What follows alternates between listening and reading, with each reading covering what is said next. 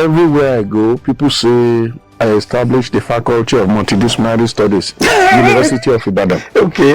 The Faculty of Multidisciplinary Studies of the University of Ibadan was established by the administration of Professor Olayinka Olayinka, when he was the Vice Chancellor of the University of Ibadan. It's scandalous. It's scandalous when you see the kind of money people are stealing in this country. Whereas some people cannot feed once or twice a day. So people are stealing billions, hiding it overseas. Terrorists will kill people around. If by any chance the person is captured, then you say it's a repentant. So it is the state that is saying these people are repentant. It is not the terrorists themselves that are saying, I repented, I've repented. So you say they are repentant.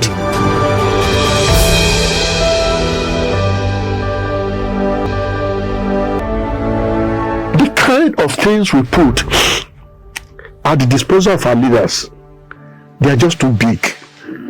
The prerequisites of office so big that they will not easily want to leave power. Being in government is more lucrative than engaging in armed robbery.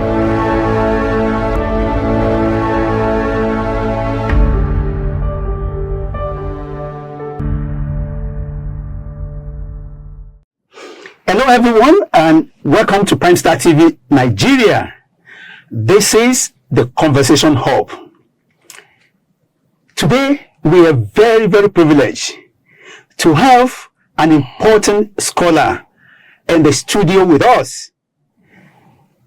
Our guest is a professor of African History, Peace and Conflict Studies in the Department of Peace and Security and Humanitarian Studies, Faculty of Multidisciplinary Studies, University of Ibadan, our university, pride as the first and the best. Truly, that is what University of Ibadan is. Our guest is a security expert, and so I'm sure you know what you are expecting from this program. He was the pioneer dean of the Faculty of Multidisciplinary Studies. In fact, a privileged information, he established that faculty. He is a specialist in security analysis, early warning system, peace process planning, peace education, monitoring and evaluation. He is equally an award-winning scholar. He has over 11,000 citations. You know what that means? He's not just a local scholar. He's not only a Nigerian scholar. He is a scholar of an international repute that needs to be celebrated. We need people like that, to share their experiences and thought with us. My name is Dr. Benro Adesina, your regular host.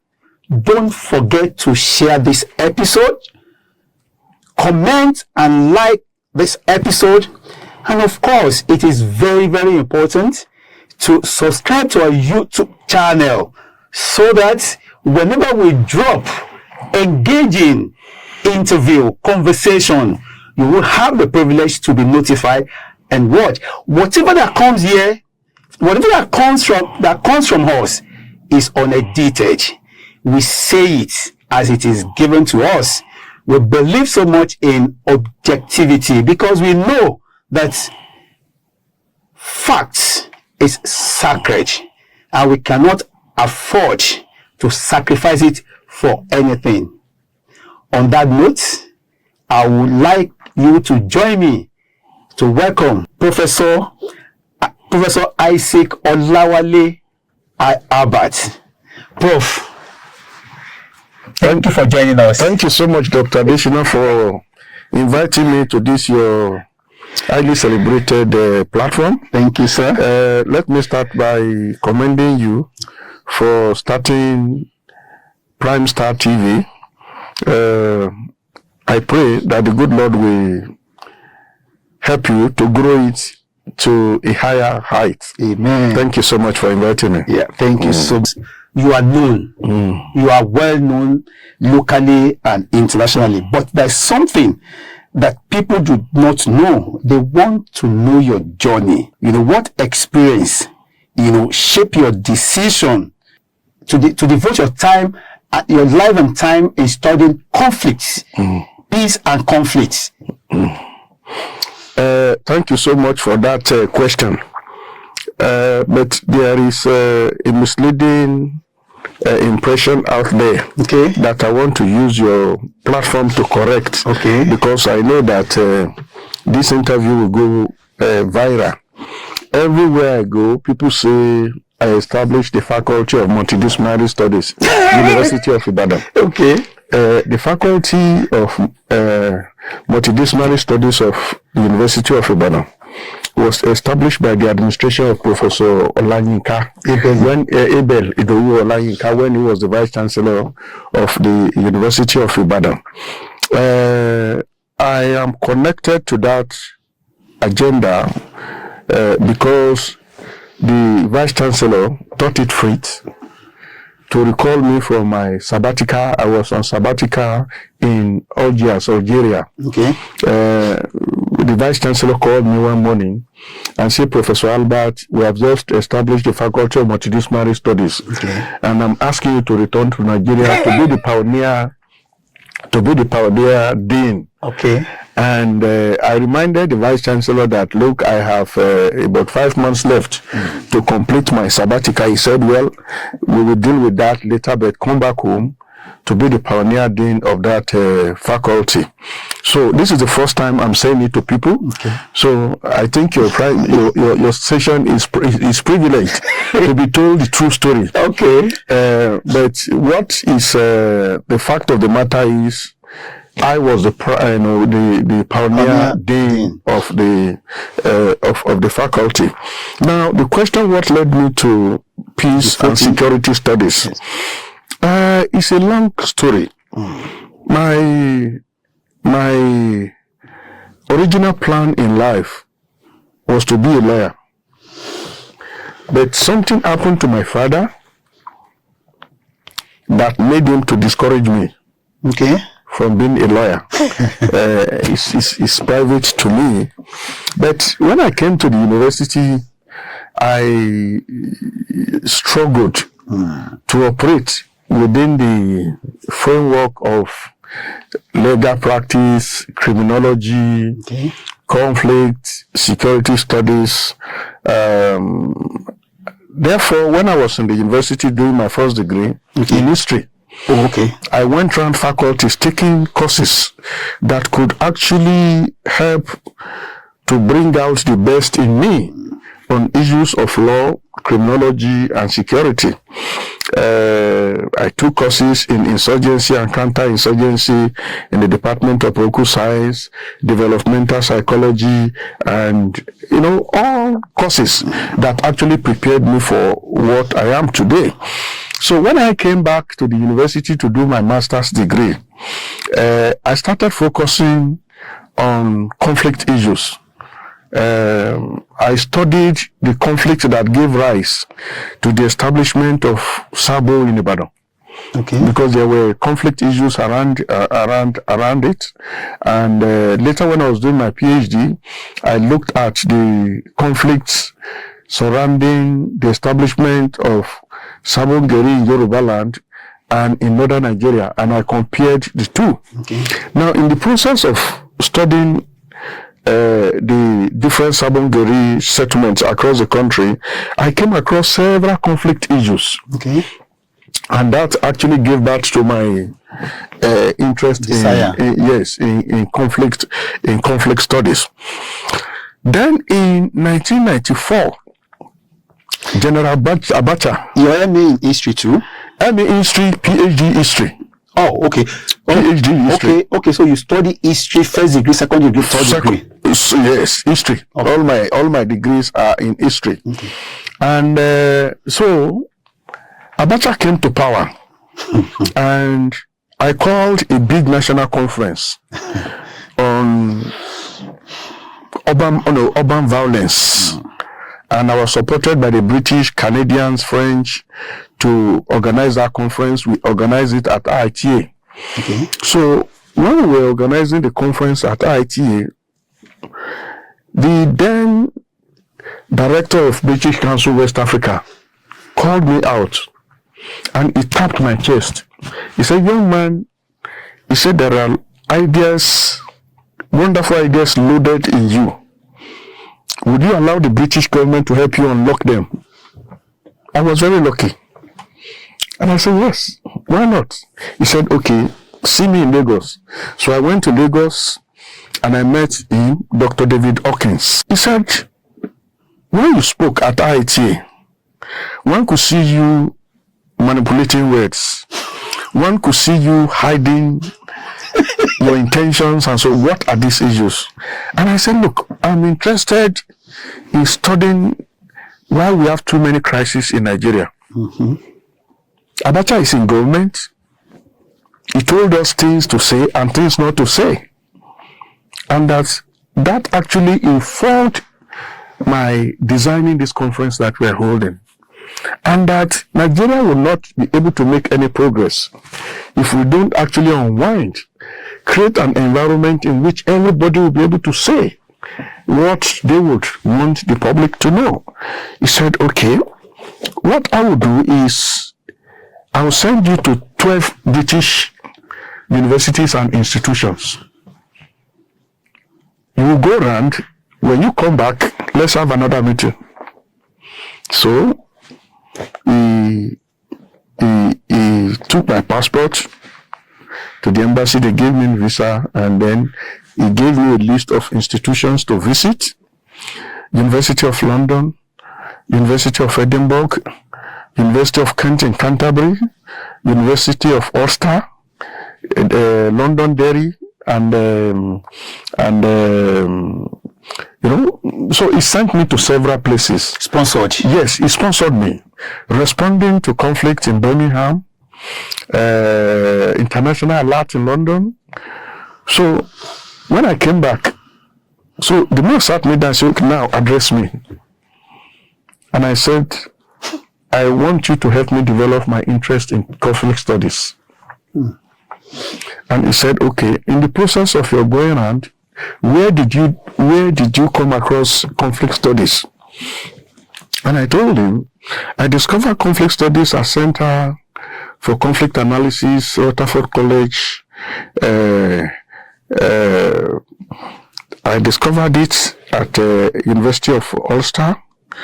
I interacted with the professionals at International Alert, and so I gave him a long list of institutions.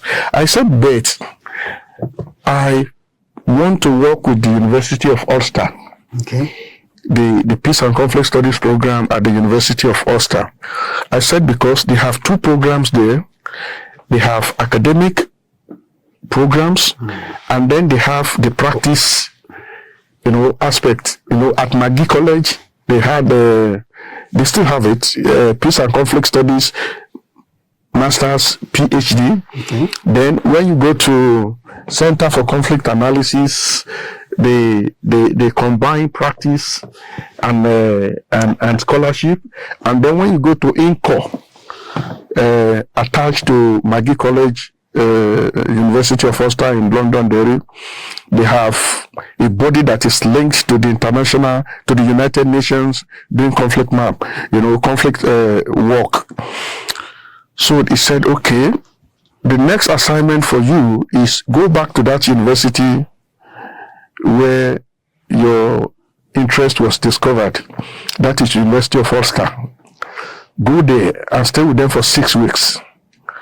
So I went back to the United Kingdom. And you were lecturing in UI? Yes, I was a very junior person in UI. Very, very junior. And they permitted you to go? Yes, because it was an agreement between the University of Ibadan. Before I went to, before I left for the United Kingdom, the British Council came to the Vice Chancellor to say, we want to support this young man to grow his scholarship. So the university allowed me. Wow. So all my trips were permitted by the University of Ibadan. You were lecturer too at that time? I was, yes, I was a lecturer too. Okay, in Department of History? No, Institute of African Studies. Oh, okay. Institute of African Studies, University of Ibadan. You were employed by posted to Institute of African Studies, University of Ibadan. That's why you've been all along? All along. Okay. Yes, all along. So when I went to INCO, University of Ulster at Magee College, then used that opportunity to study their Peace and Conflict Studies program, and at the same time, I studied peace practice. Studied peace practice at INCO, and luckily, some scholars were visiting INCO at that time from Russia. Okay. And I was embedded in their operations, and we traveled around to different parts of Northern Ireland to study the peace process there, because as of that time, there was, Northern Ireland was at a very high level of terrorism, conflict between the Protestants and the Catholics. I mean, you are familiar with the history. IRA terrorists were leading the conflict on the side of the Catholics, and it was a very explosive whatever. So I used that opportunity to understand how peace and conflict studies is taught, and how you can also build the peace practice aspect. So I came back to Nigeria, and the next challenge was for me to take permission from the university to establish peace and conflict studies. So I traveled back again to design the curriculum, and some scholars were brought from the University of Ulster to support me, and that was how University of Ibadan started this peace and conflict studies. And that is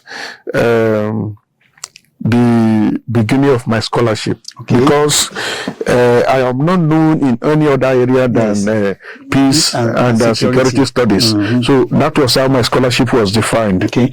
So you were in African studies? Yes.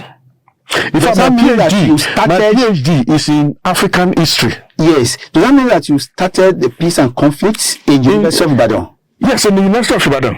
You are the one that started that department. I started it. I brought peace and conflict studies, everything. Wow. Designing the course, in fact, the British Council also supported me to take, I think, 8 to 10 of my colleagues to the United Kingdom.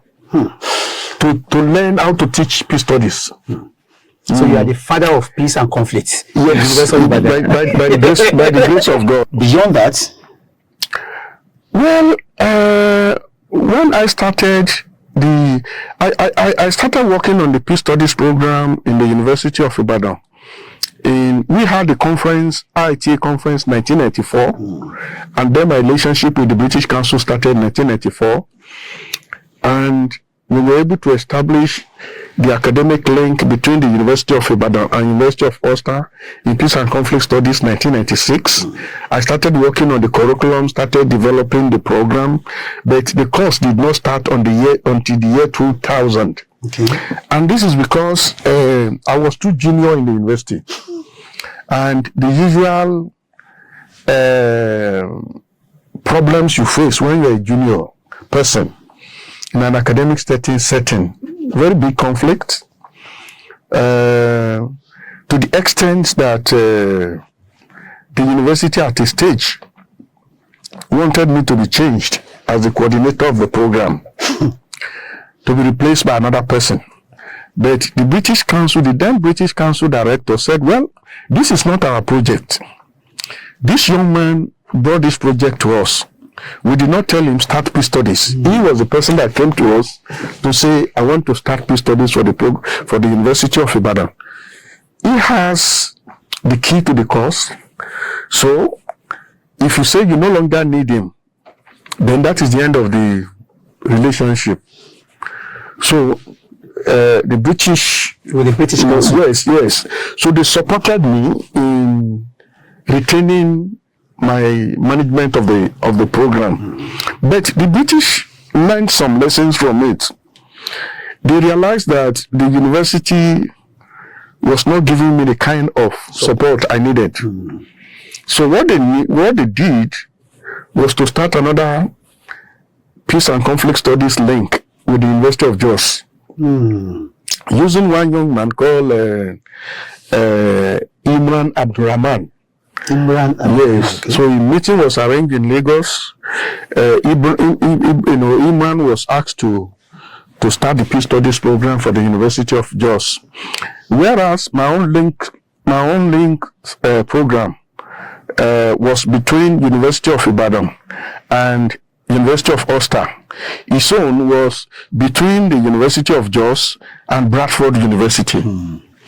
Now, that of Ibadan was very, very successful. That of Jos had a bit of a problem. Probably because Imran didn't have PhD. Okay. And probably because Imran was invited to do it. Without any interest. Yes, mine came from within.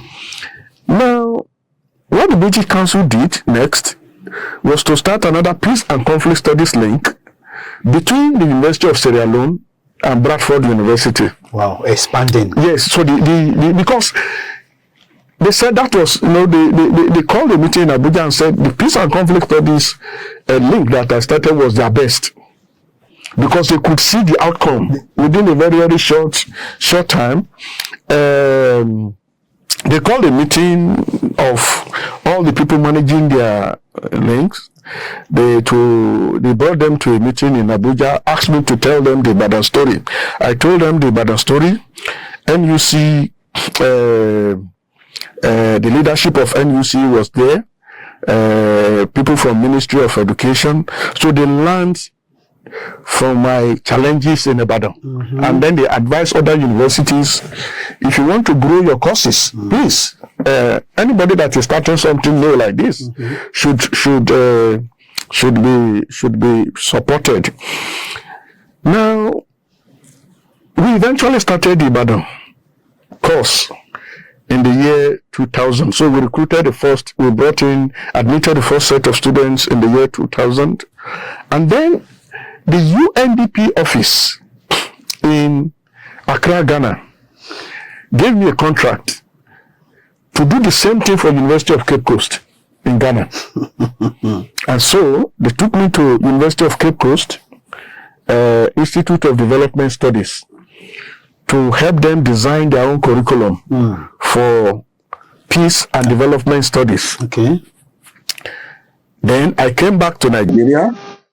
Professor Ishak Oloyede, the then Vice Chancellor of the University of Ibadan, took me to Ilorin for 1 year. I started the Center for Peace and Strategic Studies there. And then I started going around the continent, helping to support the development of their programs, or helping to monitor and evaluate their courses. But in Nigeria today, the universities that are supported to establish these studies include Alkima University in Ilorin, include Fountain University, Osogbo, Ajuru University of Education in Port Harcourt, that is the former River State University of Education, and several other places. So globally, I am today known as a curriculum developer in peace and security studies, and I help to evaluate peace and conflict studies globally. Yeah. And then the United Nations now said, well, they want me to extend my horizon into security, to include security studies. Okay. So in 1999, I was taken to the United Nations International Leadership Academy in Amman, Jordan. Okay. So I trained with the military, and the agenda then was to build the capacity of a few of us to be embedded in military operations, so that you are not just studying the military from afar. You are able to work from within to understand what they do, do analysis that will help military operations and so on. And I think that I would say is the best training I've ever had, because it gave me the opportunity of not just only being trained in the classroom, we were taking around Arab countries. We toured Arab countries, visiting sensitive military installations, including Israel. You know, the parliament in Israel, Gaza Strip, Bethlehem, Jerusalem, and the rest of them. So, and today when I speak or when I write, I write from the point of view of a person who is not just taking ideas from books. Where somebody who has been seriously immersed in the system. So I've worked with all the military institutions in Nigeria, and so this is who I am. You mentioned Arab nation, we'll get there, but there are conflicts in University of Ibadan where you are, and the most feasible, there are so many, but the one I want to talk about is the religious conflicts in the University of Ibadan. Someone like you is there, and you cannot, or I won't say you alone, I'll say your department, your faculty cannot put an end to that crisis. One will, people are even scared in University of Ibadan that is there any agenda of Islamizing that institution? We have the problem in ISI today. We have the religious problem. It normally comes up whenever the contest for the physicship, comes around. How did University of Ibadan get to that stage? And what are the pragmatic solution to that particular conflict? I also need to have this. A university is a citadel of knowledge. It's a place that should be above sentiments. Whatever sentiment that you can think about, religious sentiment, tribal sentiment, culture, anything, it should just be something that is based on objectivity. But the University of Ibadan has not been able to, be above that. Well, you see, a university is a universe. A university is a place where you have the freedom to express yourself. And therefore, in that type of environment, anything can happen. Your focus is on the religious conflict. But when you are drawing the map of conflict in the University of Ibadan, I think the first that you have to refer to is the conflict between Igbo and others in the University of Ibadan. That's correct. The university started with that conflict. And with time, it simmered. I mean, the conflict went down. Now we have this new one. Of course, you will recall that the conflict between Muslims and Christians in Ibadan has to do with the cross. The cross that, and it started with Muslims saying that when they are praying in the mosque, they see the cross in front of them. And I think we did not manage that conflict. We didn't manage that conflict well. And then it became institutional in the sense that whatever you want to do, you want to appoint a leader of the university, you want to do anything that will affect the community, you find people coming up with issues of religion and so on. Well, that is to be expected in our type of environment. Nigeria today faces a problem of ethnicity. We face the problem of religion. And the University of Ibadan is in Nigeria. So we are bound to be affected by it. But I know you are asking this question because, one, you feel that a university should be above board. Yes. And then two, you think that The existence of some of us on that campus should be able to make a difference. Mitigate. Now, let me shed academic light on what the situation is. The University of Ibadan is a focal environment. I'm talking professional now. A focal environment is an environment that is volatile in terms of the demographic composition, volatile in terms of the expectations. You know, in a normal university, you even have crazy people. You know, you have people who profess ideas that are strange, but that is allowed in a university environment. A university environment is an uncertain environment. It's an uncertain environment. An environment in which you, a Dr. Benru Adeshina, who established himself professionally and academically, and who is a Yoruba man, will come to see a Professor Olawale Albert. You speak a Yoruba language, and I tell you I don't speak Yoruba. It's an uncertain environment. Anything can happen. Anytime in a university environment, then it's a complex environment. It's a complex environment in which one person will stand up suddenly in a meeting and say, God is a woman. It's allowed. You know, one of my students many years ago said, "Oh, do I say woman?"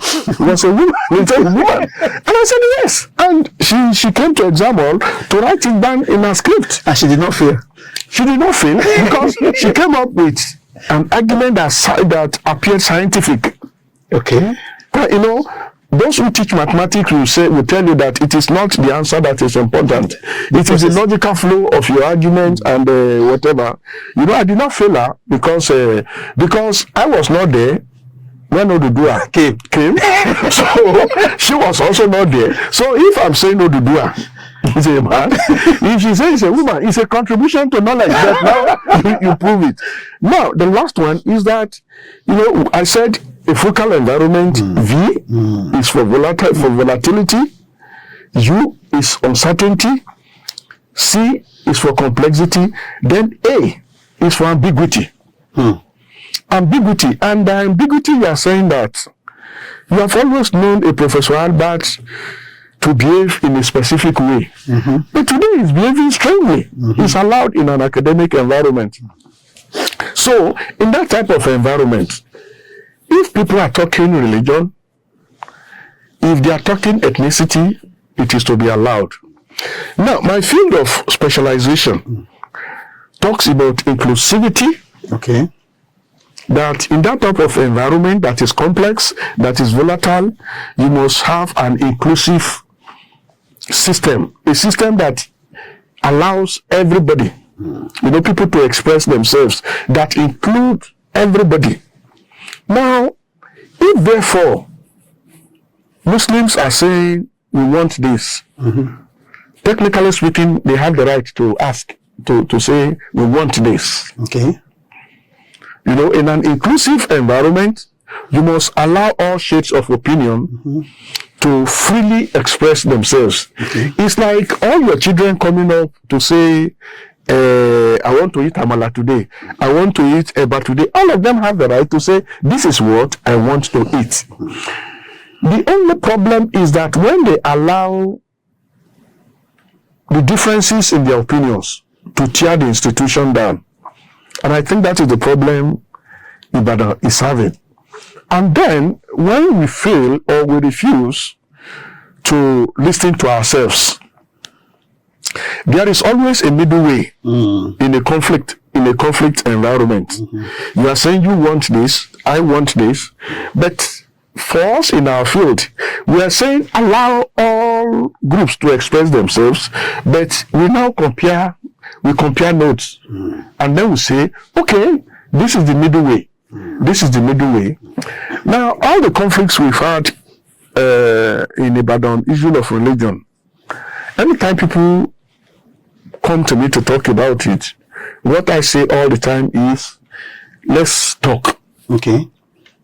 I mean, there was a time somebody came to me to talk about the courts, going to court and so on. I was opposed to going to court. But it's possible for us to sit down and negotiate and negotiate and discuss this matter. So yes, it's happening. It has happened. But I think where we got it wrong is for us to use it as a basis for demonizing ourselves. Christians demonizing Muslims, Muslims demonizing Christians, and then anytime you want to appoint head of department, you want to have a new dean, you want to have a new vice chancellor, the issue will come up and begin to obstruct the system. I think that is what we should condemn. So let's, in an academic environment, let us allow the best to lead us. That is my point. So let how us do we allow the achieve best. that? Well, achieving that has to do with... It's fluid. It's fluid. It's fluid.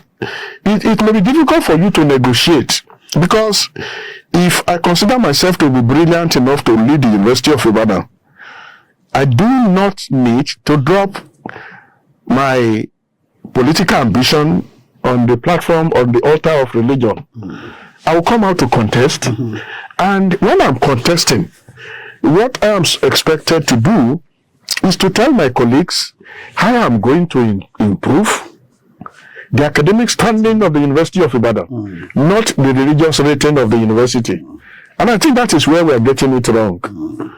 It is not your religion that will promote the University of Ibadan. It is your academic standing that will promote the University of Ibadan. Because we want the Vice Chancellor of the University of Ibadan to go to London, to go to America, and speak authoritatively. You are not going there as a pastor, as an imam. So, but the question is, when we begin to consider some of these sentimental things, we tend to drop merit, to promote, to me, mediocrity. Let us consider this, sir. Remove whether one is a Christian or whether one is a Muslim. Is it not possible? I want to talk about Sharia. Is it not possible that, we have just one constitution that we address all issues, that, and that we binding on all of us, rather than saying that, yes, we must have Sharia, we must have this penal code or that and all of that. Is it not possible, instead of the Muslim, advocating, seriously for Sharia, is it not possible for whatever they want to be incorporated in the constitution of the country? Then we have a constitution that, that bites on everybody, irrespective of whoever you are. You see, we missed it at the level of colonialism. Okay. The kind of, you have different types of nation states. Some countries consist of, a nation is supposed to be a political entity. Yes. In which the groups belong to the same, have the same identity. It could be religion, it could be ethnicity, and the rest of them. But the kind of federation that we established under the British is the Iruwa Ogiriwa kind of a nation. A nation in which you have people from different places brought together. Now, one would have expected the British to teach us how to become a nation. That is to say, look, for you to become a nation, you drop all kinds of these pedestrian identities to become one nation. Unfortunately, the British did not help us to be united. They created a very big north dominated by Islam and paired it, asked it to compete with the Christian-dominated southern Nigeria. And when southern Nigerians were trying to work together to be able to negotiate with the north, the British broke us into different units the southwest, the southeast, the middle west, and so on. And up to today, the Igbo and Yoruba, it's like they're ever in conflict, you know. And so we were taught by colonialism to be enemies to ourselves, and that is why I'm saying Ibadan is the University of Ibadan is a microcosm of it's a small unit of Nigeria. Yeah. So there is nothing happening in Ibadan that is not happening in Nigeria. Some other places. Mm. There are universities today you go. People don't just want you to even talk Islam. Mm. And there are universities you go today, people don't want you to talk Christianity. Yes. But in our own system, we are still working together. Mm. So Ibadan is still better than many other universities in the country. Mm. The Christians have not been able to suppress the Muslims. Mm. The Muslims have not been able to. We still work together. Mm. We quarrel, we do many things.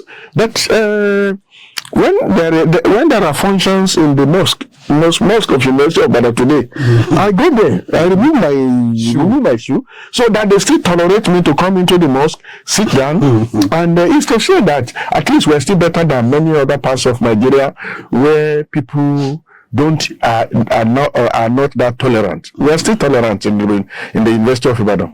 You know why I said this? I may be wrong. I mean, thank God you have traveled, everywhere. Mm. You know, in Egypt, there was a time that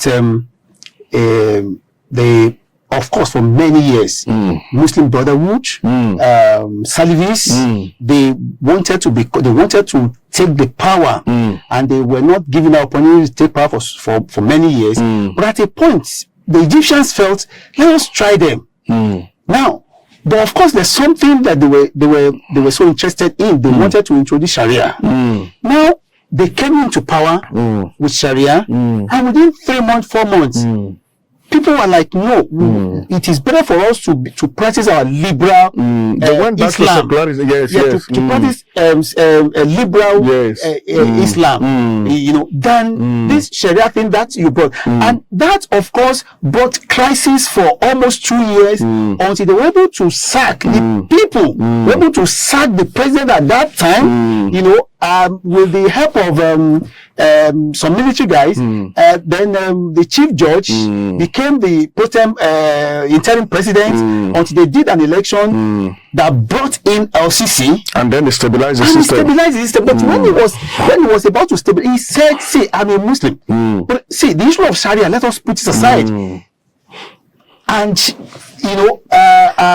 let it. Yes, he said religion should be private, should be in the private sphere. Yes, and that governance should be public sphere, and should not religion should not actually negatively affect the running of the state. Fine. And over there, I think we don't have less than 80% of Muslims. If I'm not mistaken, it's predominantly a Muslim country, and they are practicing liberal democracy, Islam without Sharia. Why is Nigeria, that is not predominantly a Muslim country that has a plurality of religion, why is it that we allow it to, why do we allow this Sharia thing to go this far in becoming a major conflict that has been so difficult to resolve? Well,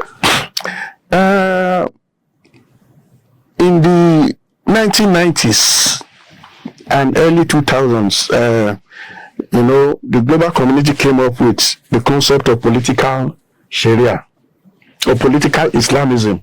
Okay. And political Islamism actually has to do with putting the state under Sharia, or allowing Sharia to dictate how systems are governed. And by that time, several papers were written on political Islamism, on Sharia, and the rest of them. You see, what happened in Nigeria during that time is that when you go to the north, the people, the grassroots, they newly want Sharia. The grassroots. Yes, the grassroots people really genuinely want Sharia. Okay. But the political leaders don't want Sharia. Okay. But they decided to capitalize on the yearnings of the people for Sharia, to say they want Sharia. You know, what our elite class have done is to say, okay, let us use what these people want. You're elite too. You're elite too. To say, look, let us use them. Okay. And that was what led to the Sharia crisis in the north from 2000 to about 2003. You know, governors saying, we want Sharia, we want Sharia. But Zamfara came out openly to say, we are starting Sharia. They caught the hands of Jangabi. When they caught the hand of Jangabi, a grassroots person, because he stole cow or whatever, then they implicate some commissioners in cases of political fraud. The question now is, who cut their hands? That was how Sharia collapsed in Zamfara, because they were not ready to actually do to the elite class what they did to that poor man. They were not able to do it, and that was how the quest for Sharia simmered. But when the quest for Sharia simmered in the north, the system left several people in the battlefield. People who thought that our leaders genuinely want Sharia. Now, they are no more with Sharia. And that was what produced the likes of Muhammad Yusuf. Okay. Because Muhammad Yusuf's story today, I don't think has not been properly told. There are several Muhammad Yusuf in the north who withdrew because of what Yusuf went through. People who genuinely want Sharia, but who were disappointed by their leaders, who ran away from Sharia. So Yusuf was left in the battlefront. The political leaders were no longer there, and he started running from one group to the other. He was with, he went to Zaki, the IMN, he went to different groups until he decided to stay on his own and started to profess anti-state, anti-establishment views, which actually brought him in conflict with the then regime in Borno State. And then SARS, Governor Modu Sharif said, okay, probably a good way of establishing peace with these people is to bring them into the government. Because the position of SARS was that it's not easy for you to practice Sharia in a secular state. Nigeria is a secular state. If you say you want to bring Sharia into a secular state, it will be in conflict with the constitution. It will be in conflict with how a modern state is organized, and so on. And so they gave them some slots in the government, including the Commissioner for Religious Affairs. And of course, you know the conflict that was generated. So when Yusuf was killed, the man that served in that position before he resigned was also killed. So the question is, it's difficult to do what some of these people are looking for in a modern state. And that is the problem the Middle East is having now. Even Saudi Arabia is changing rapidly. Yes, Saudi Arabia is changing rapidly because every society is constantly changing. Development is dynamic. What they are dropping in the Middle East is what we are now want to take. So well, it's that is why I'm saying that the elite class in the north, to me, is not altruistic and is not honest enough to be able to deliver peace. In the sense that the genuine Sharia that the people are looking for at the grassroots level, these modern day politicians cannot practice it. But they use it during elections to get the people to support them. Then after the elections, they run away from the people. I think this is a problem we're going through. Now, do we see Sharia as something that, okay, we want it because we want to serve God, or as a political tool, as a political instrument? Well, to me, I think those grassroots people that are talking Sharia, To me, I think they sincerely believe in it. Okay. I grew up in the north, and I still interact with some of these grassroots people. Okay. They don't joke with their prayers. They don't joke with zakat. They don't joke with. There are many things they don't joke with. They are truly committed to the religion, and many of them are also largely distant from Western civilization, most especially Western education. You see, the more you are drawn into Western education, the more you begin to see the difficulties in practicing some of these religious tenets. So somebody who is an Islamic scholar, who of course could be said to be a professor in terms of what he knows about Islam, Arabic, but who is not recognized by our system, by our system of education, and who is just put down there, we'll never be happy with what we are practicing. Now, for such people to be exploited by politicians, that amounts to double jeopardy, and that is why many of these people at the grassroots level are frustrated, they are unhappy. Unfortunately, their conditions are produced by the fact that those who lead them are not honest with them to let them know what is doable and what is not doable, and so on. Do you think Sharia can run simultaneously with the constitution of the country, and there will be peace in the country? Well, I don't want to say there won't be peace. When the Boko Haram crisis started, I attended a number of meetings where I said, in the north, where I said, if these people are asking for Sharia, what stops our governors from giving it to them? They're entitled to it. But the question is, our governors, after elections, don't want to give Sharia to them. This is the conflict. In the north? Yes, they don't want to give Sharia to them. But during elections, they use Sharia to get votes. But after elections, they run away from them. So, to me, if the people are saying, this is what we want, you give it to them. When I was doing some studies in Dubai, I got to know that there are certain parts of the United Arab Emirates where Islam is strictly practiced. You don't go there.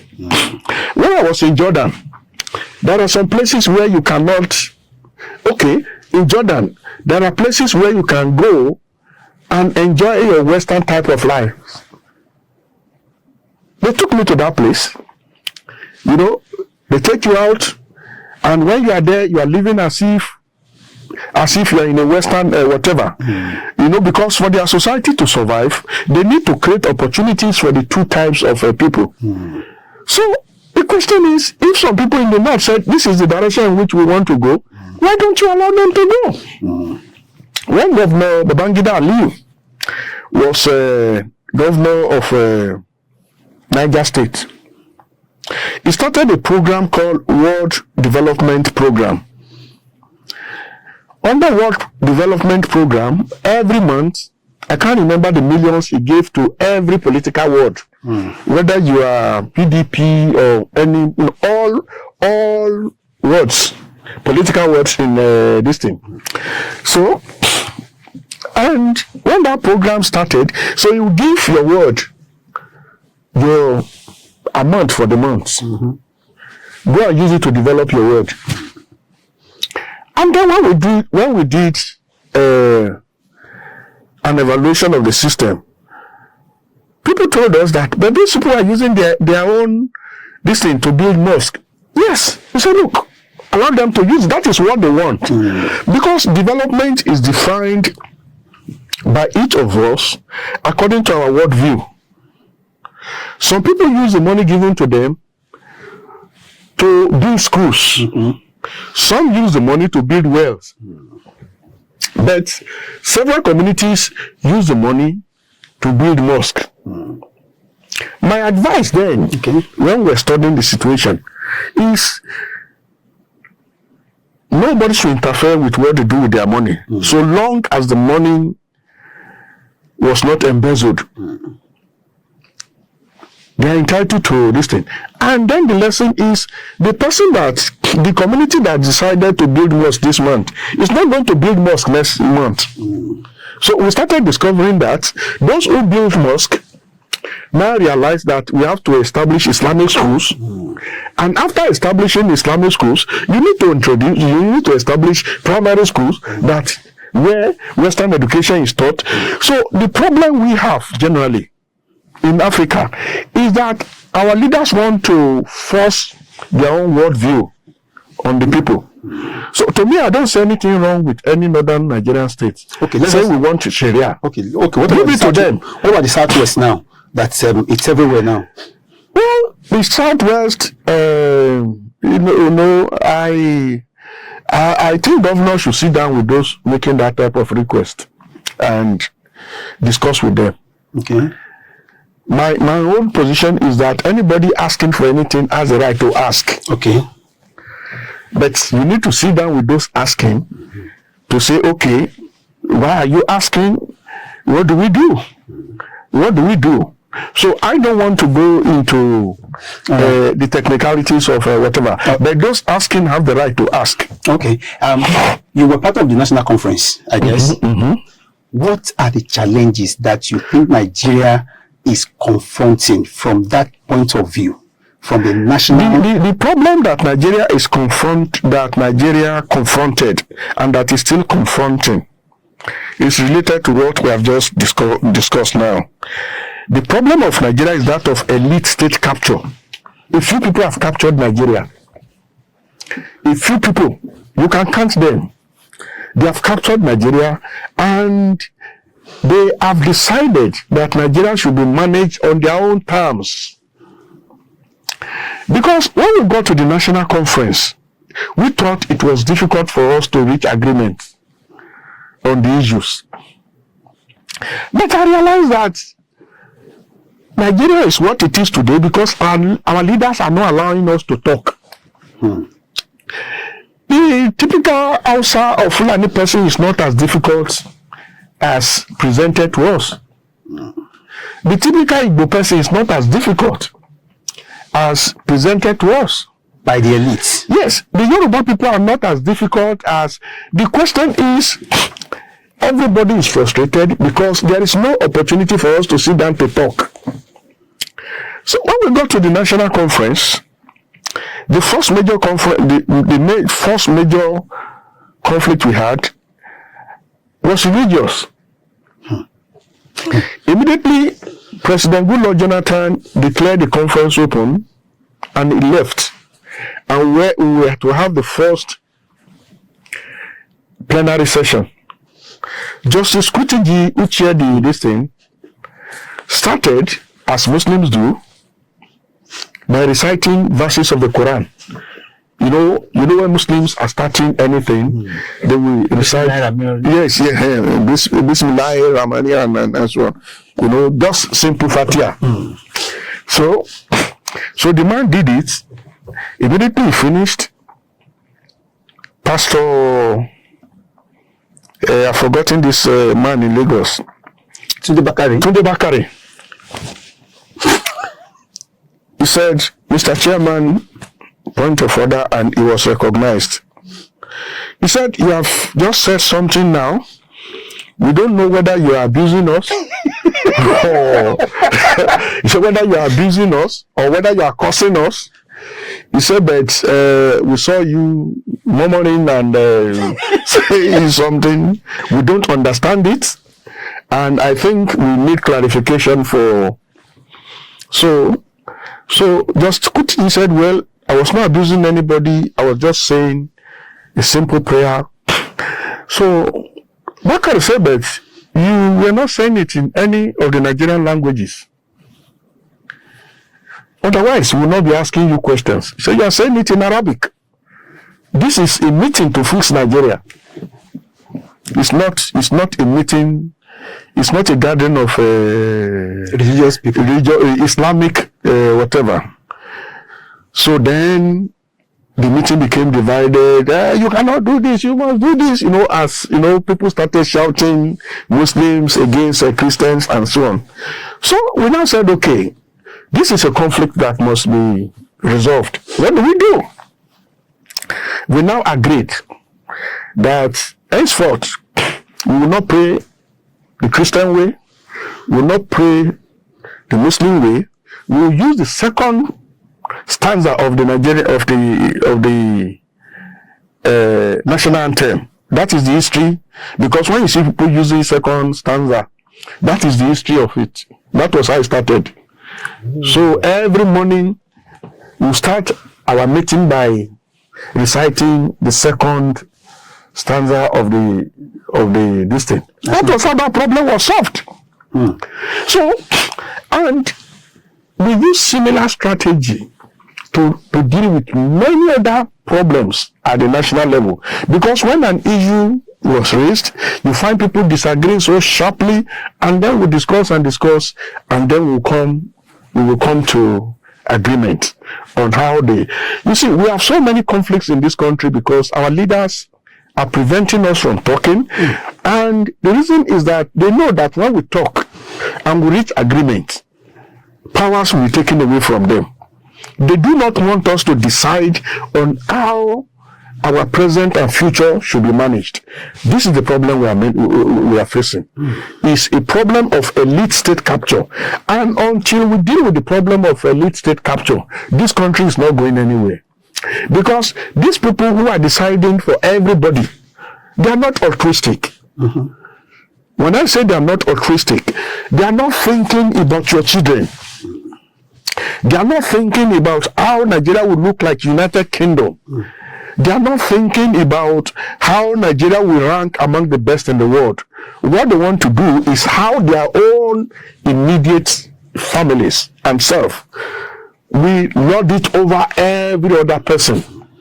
They are not thinking about how the children of Professor Albert will graduate and will respond to a public advert looking for a job. All they just want to do is to say, look, the central bank is reserved for us, NNPC is reserved for us, everything that is good in this country is reserved for us, and let the children of the poor go and find their level wherever they can find their levels. And that is why the problem we're having in the education sector today is because their children don't go to public schools. All our leaders take their children to the United Kingdom, to all over the world. You never see them in UI.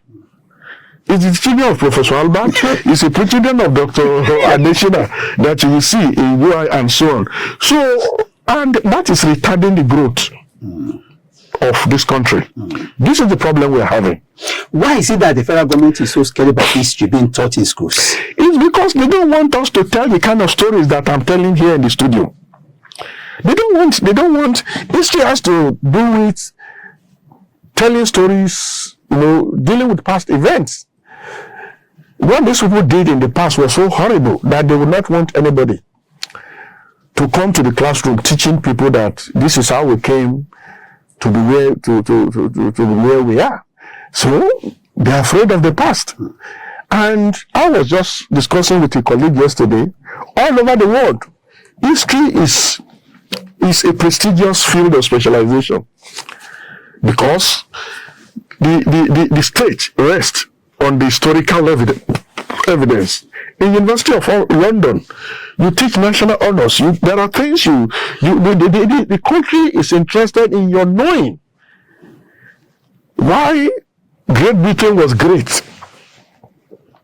They want you to know about why the royal family is so celebrated. They want you to know about the British Empire. But what do we have here to show anybody? Is it all these scandalous cases of corruption that we hear every day? One person acquiring property of 220-something billion this thing. So this is the shadow that they are afraid of. It's national conference, somebody told me that Yorubas, people from the Southwest, they were not united. So they lost out. All the things they took to national, to that conference, none of them stayed true. Is it true? They didn't lose out. Because yes, they were united. But this is what happened. When I went to the conference, I did not go there to represent Yoruba land. I was invited to the national conference as a professor of security studies because some of us were brought in technically. And that is why after the name of General Akinade, my name came, my name came next to General Akinade. Alani Akinade. And I was a representative of the federal government. I was nominated by the federal government. But when we got to the conference, a number of Yoruba leaders came to me that I must be attending the Yoruba caucus. And they came to me in different shades, including Ghanaian Adams. He came to me to say, you must be coming to our meetings. And all these elders, Baba Laniu, Baba Arogbofa, Baba Falaye. So when I saw Akitola, yes, and well, me Akitola belongs to my own generation, very dynamic, because when we get to meetings, me Akitola is so all the elders were there. But when we got to that meeting, we realized that we belong to different social brackets. Okay. For example, me Akitola, I was closer to me Akitola. He's a very dynamic person, a young person, educated person, a lawyer, a very vibrant person.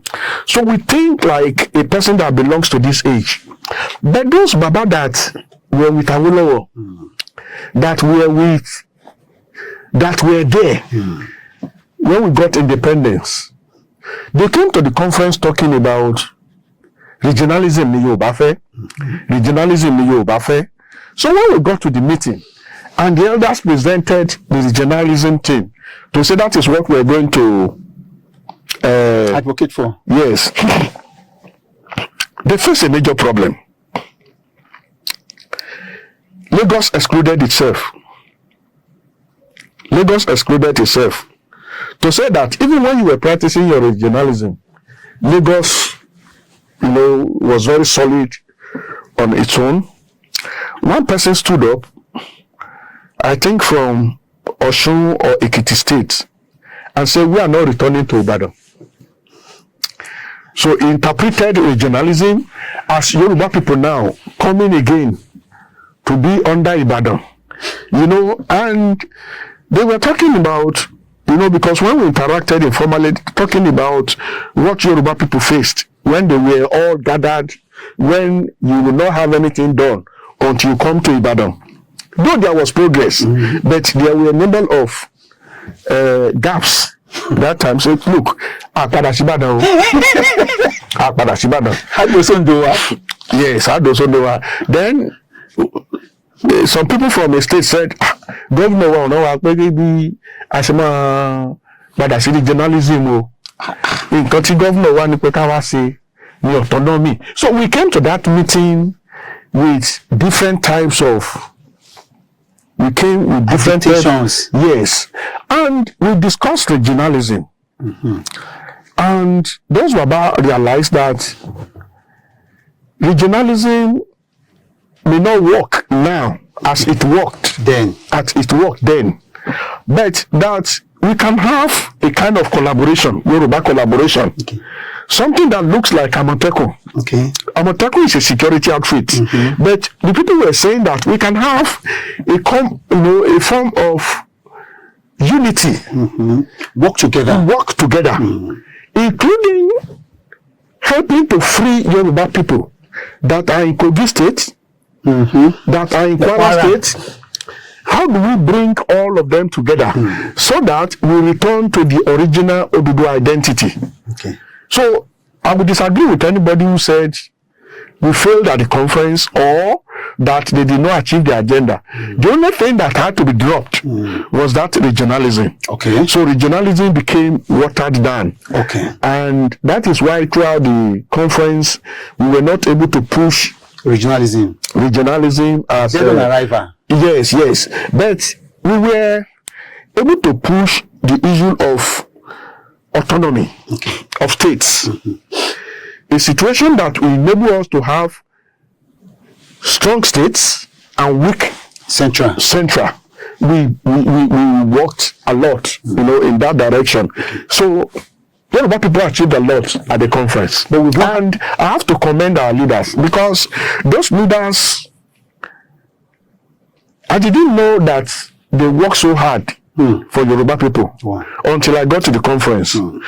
Because we will come to the conference, we start the conference around 9, close around 6. We will go to our hotels and then return to another round of Yoruba caucus meeting from 9, sometimes up to 4 a.m. All those babas will be awake. I couldn't stand it. As a young man, I couldn't stand it. So there were several times I ran away from meetings. It's either I didn't come to the meetings, or around 1 or 2, it's a buffalo. And you don't take your car around to your hotel. But those elders, we really need to thank them for standing so strong. So your generation voted for autonomy. Autonomy is what we're looking at. Yes, for autonomy. That's what we voted for. To date, we've not had that autonomy. We have not. Even the local government, the governors have rejected the autonomy for local governments.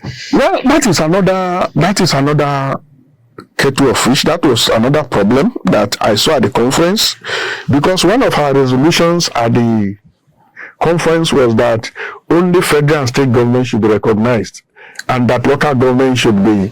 I was surprised by all the former governors at the conference, all the former speakers at the conference didn't want local government autonomy. But the conference was dominated by politicians, X this, X that, and up to today, I still find it very difficult to understand why they are opposed to local government. Because governance is best done at the grassroots level. So if governors are not interested in local governments enjoying autonomy, then I ask myself, can we actually say that we are altruistic? Can we actually say that we love the people? Traditional rulers are not given their dues, they are not given respect. Local government councillors are nowhere. So how do we now grow the communities? So it's really strange. And I think it speaks also, it takes us back to the issue of elite state capture. Our politicians have captured the society and they manage us the way they want to manage us. So that is the problem. You've worked around security, peace building and all of that. Are you optimistic, or you are more worried about Nigeria? I'm worried about Nigeria because we have politicized security management, and there is no society where security is politicized like ours that does not disintegrate at the end of the day. We are not managing our security well. And I usually give one example when I'm discussing things like this. When we're doing the security training in the Middle East, and we're touring the Middle East countries, we took off from Amman, Jordan. We were based in Amman, Jordan, before we started visiting all the other countries. At Amman, Jordan, in the hotel, the Israelis came to me. They came to each of us, not only me. They gave us a form to fill to say entry form into Israel. We require you to provide this information. So I filled the form. What is the name of your father? What is the name of your grandfather?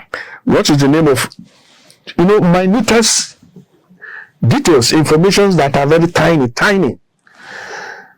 So I filled the form, and then they gave me the visa right inside the hotel. And we traveled by road from Amman to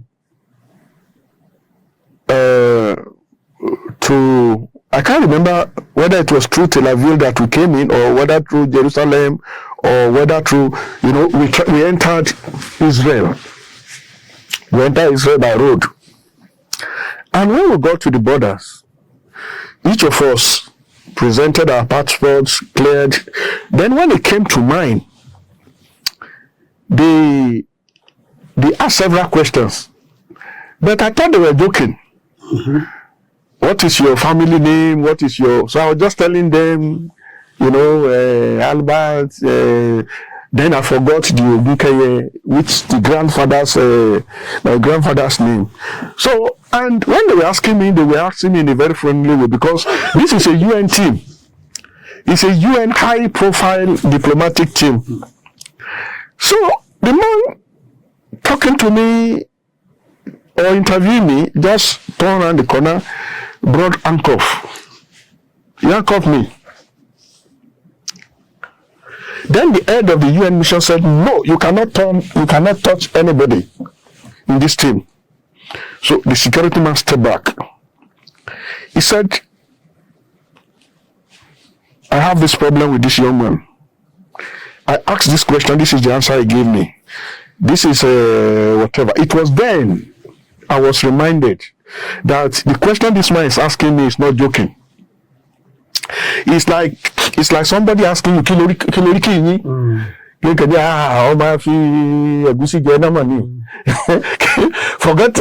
that this is so. And I said, okay, this is the information. I gave the information, and he saluted me. He removed the distance, and then he cleared me. Now, that is a question that doesn't joke with its national security. If the country jokes with its national security, say, this is a big UN team. Yeah. This is a big UN team. Nobody here can be wrong. You see, in a country like ours, if you are managing security, even if it is your brother that is doing the wrong thing, you sanction him, you sanction her immediately. But here in the north, in Nigeria, an operation is going on. You say, no, you cannot touch my people. You cannot touch my religion. This is what brought us to where we are. But now it's becoming too late to correct the problem. A criminal is a criminal. Deal with the criminal the way criminals should be dealt with. Let your law books be very clear on who is a criminal and how that criminal can be processed. So, look at what happened in Oriri recently. Yes. The security people went there. Mm-hmm. They did the operation according to the books, and they attained success. But some northern communities now are saying, why didn't you do it in our own community? These are same people who said you cannot do this in our communities. A military operation is going on, you are almost achieving your targets, and you are asked to withdraw. So we have to be sincere with ourselves. If we want our problems to be solved, we have to be sincere. Don't call the name of the group that is creating the problem. Don't go to this community. Our problems will continue to expand. So I am worried for Nigeria, because early in the Boko Haram crisis, you see, I have been privileged to belong to different security groups. I was board chairman of West Africa Network for Peace Building. We covered all ECOWAS states, so I could travel to any country, ask questions, and so on. I belong to several technical groups. I've worked in Mali, Burkina Faso, Mauritania, Senegal, and so when Boko Haram crisis started, one of the strange things I noticed was that every country I visited in West Africa, we'll be talking about Boko Haram. And most of these West African countries are French speaking. So when I hear Boko Haram, I ask my colleagues, what is that guy saying? Then they'll say, he's talking about how Boko Haram are training in their country. Boko Haram, which, an organization that I thought is based in Nigeria, I heard that in several places. But when you talk about the problem in Nigeria, they say, no, you are abusing our people. These people are operating across several corridors. So Boko Haram is not Nigerian. It's not about national. As you go across, they have, in fact, the groups that I see work with, They work with Islamic states in West Africa province, Islamic states in the Greater Sahara. They have several groups. Boko Haram is the senior, ISWAP is the senior, West Africa is the most senior.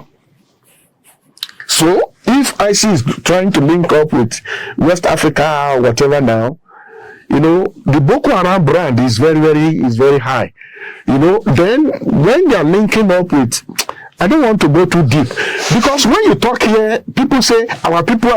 These people, they are not your people. These people, they are not your people because they walk across very broad corridors. And why they are so much interested in Nigeria is they can come to Nigeria, do all kinds of terror, carry out all forms of terrorism, kidnapping and so on, make money to go and support their brothers in other West African countries. You know, so we have politicized everything, turned serious problems into local issues, and now our problems have escalated to the level that we cannot manage. We cannot manage. It's difficult for us to manage. You see, when you allow your problems to fester for too long, as we have done in Nigeria, you generate three problems. Okay. You generate what we call actor proliferation.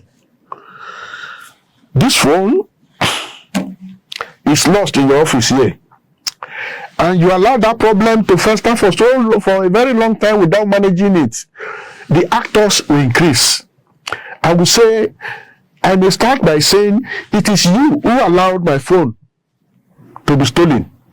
Then in the process of managing the problem, I will say it is shop 3 that organized for my shop to be, for my phone to be taken. Then you will also say it is that person who has been eyeing your distance for a very long time.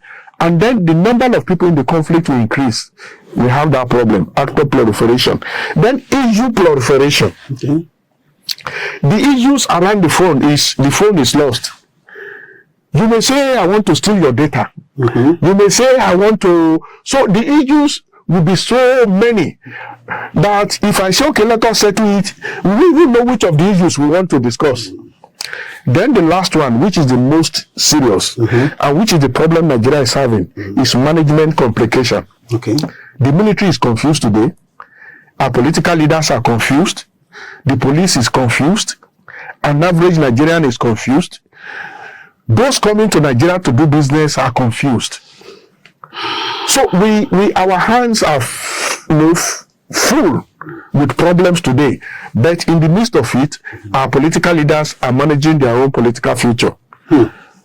And as they are managing their own problems, our problems is like you have a wound that is not treated.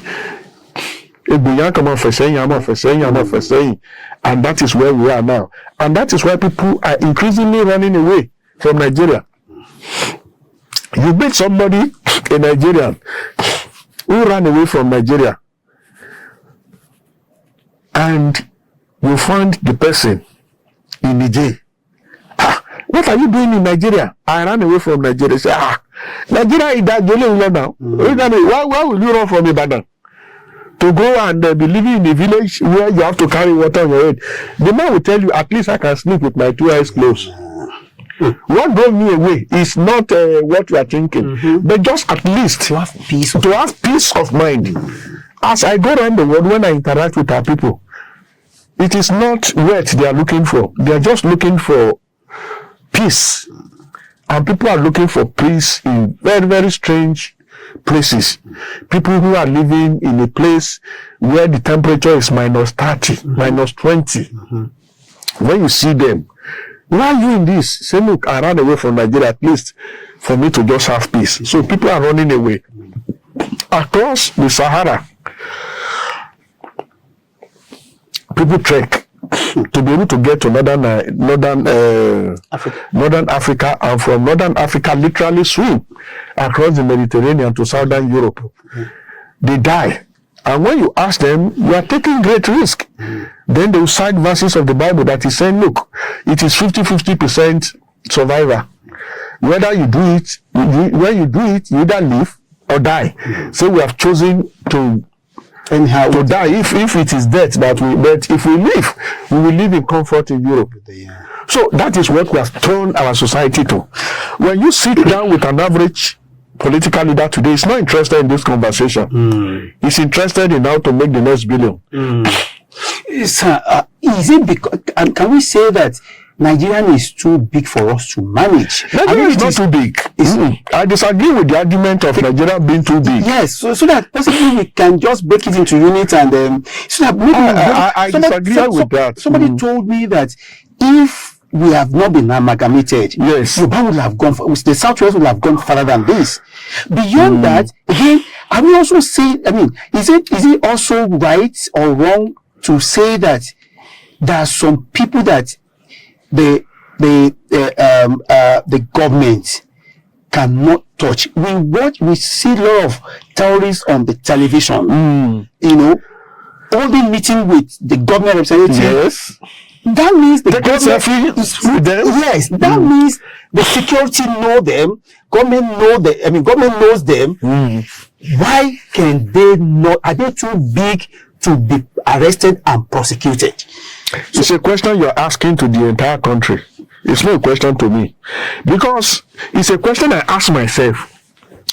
When you have a terrorist on the television boasting about past achievements, making threats, shooting into the air, and then the person cannot be found. Exhibiting ransom. Oh no, taking ransom, taking money, beheading people, you know, and so it's a question that is difficult. That is difficult for me to answer. Whereas, if you abuse any state official today, even if you run to the holes of rabbits, they will fish you out. Definitely. So that is why I'm saying that our problem is that of elite conspiracy, lack of readiness to do what is necessary. I've just shown you my example in Israel. Israel did not, the Israelis did not look at my face and say, this is a UN, this person is representing a global body. That in fact, we are responsible for picking them from this place to take them inside Israel, because the vehicles were to use to move from that place to Israel was provided by the government. They were ready to arrest me because I was not answering questions right. But anybody can stroll into Nigeria today, do whatever you want to do, and go away. You know, so it's a strange society, and there is no society that is built this way. To me, I don't think it is a problem of the size of the country that is the problem, but probably that of lack of readiness of our leaders to do what is right. Because readiness means that if it is your mother that is trying to put Nigeria at risk, you arrest her. But we are not ready to do that. If Ushiomole, he said, if you join a political party, he said your sins are forgiven. so that's a very good example of what we are saying here. You know, how we're going to set ourselves back to the path of development, sustainable development. Honestly, I don't know. You don't have an answer for that? Because we have left the path of progress for too long. And we have gone too far into terrains that will not deliver sustainable development. Nigeria has battled terrorism, banditry, kidnapping, communal clashes, separatism, agitation, farmer elders conflicts. Are these isolated problems or symptoms of one deeper national problem? Well, to me, I would not say we have battled anything. Okay.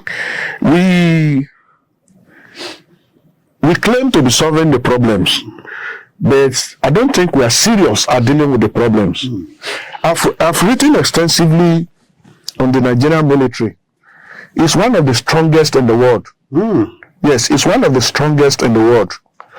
And I'm not saying that as a scholar, but I'm saying that as somebody who listened to who listened to a confession on this at my first meeting with AFRICOM in Germany. AFRICOM is the African Command of the U.S. Army. Their base is at Stuttgart in Germany. That's where they are stationed. AFRICOM then was stationed at Stuttgart because African countries did not give Americans the right to use the right to have a base in this thing. So I went there. I was with the military people there, and the soldiers there confessed that Nigeria has one of the best land armies in the world, whereas the US will boast of being the best in the world on air warfare. But they will easily tell you that Nigerian army is one of the best in land warfare. We exhibited that prowess in Liberia, Sierra Leone, in Sudan, in several places, and we've been participating in international peacekeeping since the 60s. And Nigerian soldier is celebrated. Why is it difficult for Nigerian soldier to defeat Boko Haram?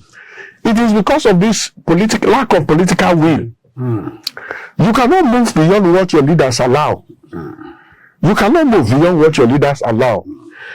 Our policemen, I participated in training them at Kofi Annan Peacekeeping Institute in Ghana, preparing those going on international peacekeeping, what they call pre-deployment training. I participated in the training. I saw our policemen going out on international peacekeeping, and I saw them coming back with laurels. They come back with medals. The question is, why do we have problems with the police in Nigeria? But when they go abroad, they come back with medals. Nigerian factor. The Nigerian environment makes the Nigerian police personnel to misbehave. They are not well paid, they are not well treated, several problems. You see, most of the time we just abuse the police. But 2 years ago, we did a study. We went around the country, and we discovered that the conditions under which the police is working is not the one that can protect anybody. We went around the country. We wrote a very fat report, which we were to present to Boko before he left office. But that report is still there. Very big report, because we asked Nigerians, what is the problem that you're having with the police? And then we went to police people, different ranks. What problems are you facing? And it was very, very revealing. You cannot keep the country safe treating the police as we are treating the police now. And that is why my position now is that when we even start state policing, if what we subject the so-called state police to is what we subjected the federal police to, the state policing will fail. Federal policing is not just failing because it wants to fail. It failed because the infrastructure for doing the work, the enabling environment is not provided. So if we do same to state police will fail. State police will fail. So there is no rocket science that state police is going to address No. They are not. Let's take, for example, kitting of the police. When we say, okay, we have your state police, you don't give them the tools for doing the work. Are they going to do the work with their teeth? You don't pay with them well. You want them to give you your best when you have not paid the school fees of their children. When they've not eaten. You politicians come and send them on criminal errands, and it's not rocket science. You need to provide what it takes for them to do well. And I'll give you another example. My experience in Northern Ireland. I was in Londonderry, and I went to see one of the greatest professors in security studies in the United Kingdom. He asked me to come for dinner in his house. So we finished, and he was taking me back to my hotel. And on the way to the hotel, we saw some police people, very cold weather, kitted as heavy as this, they wearing all kinds of, yes. So they stopped us, and they saw us, they saluted, and then they said, the man said, papers, and I behaved the Nigerian way. I said, this person, I pointed at the person holding the steering. I said, this person, because here in Nigeria you can blackmail anybody by saying Professor Albert, and then they leave you. So I said, this person. The guy said, papers. I said, so because this professor I'm talking about is a star when it comes to security management. These are people who will appear at a meeting and everybody knows that this thing. The guy said, papers. So then the professor brought the paper out and gave it to him. He saluted, returned the paper, and no. So then the professor said, Isaac, I allowed you to have that experience. I ought to have stopped you the first time you were introducing me to them. See, but I want you are growing in security studies, and I want you to have this experience that security management is not a question of differentiating between Professor Albert and any other person. Any person you meet on the street, one, must be ready to be profiled and processed, because criminals are not supposed to be wearing badges and whatever. Anybody would be, it's not written on your forehead.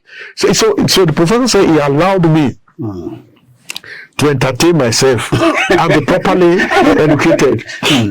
And that was my first introduction to the study of the police in Northern Ireland. I had to come back to study the police there, study the police in the US, and then know that policing is not how we do it here in Nigeria.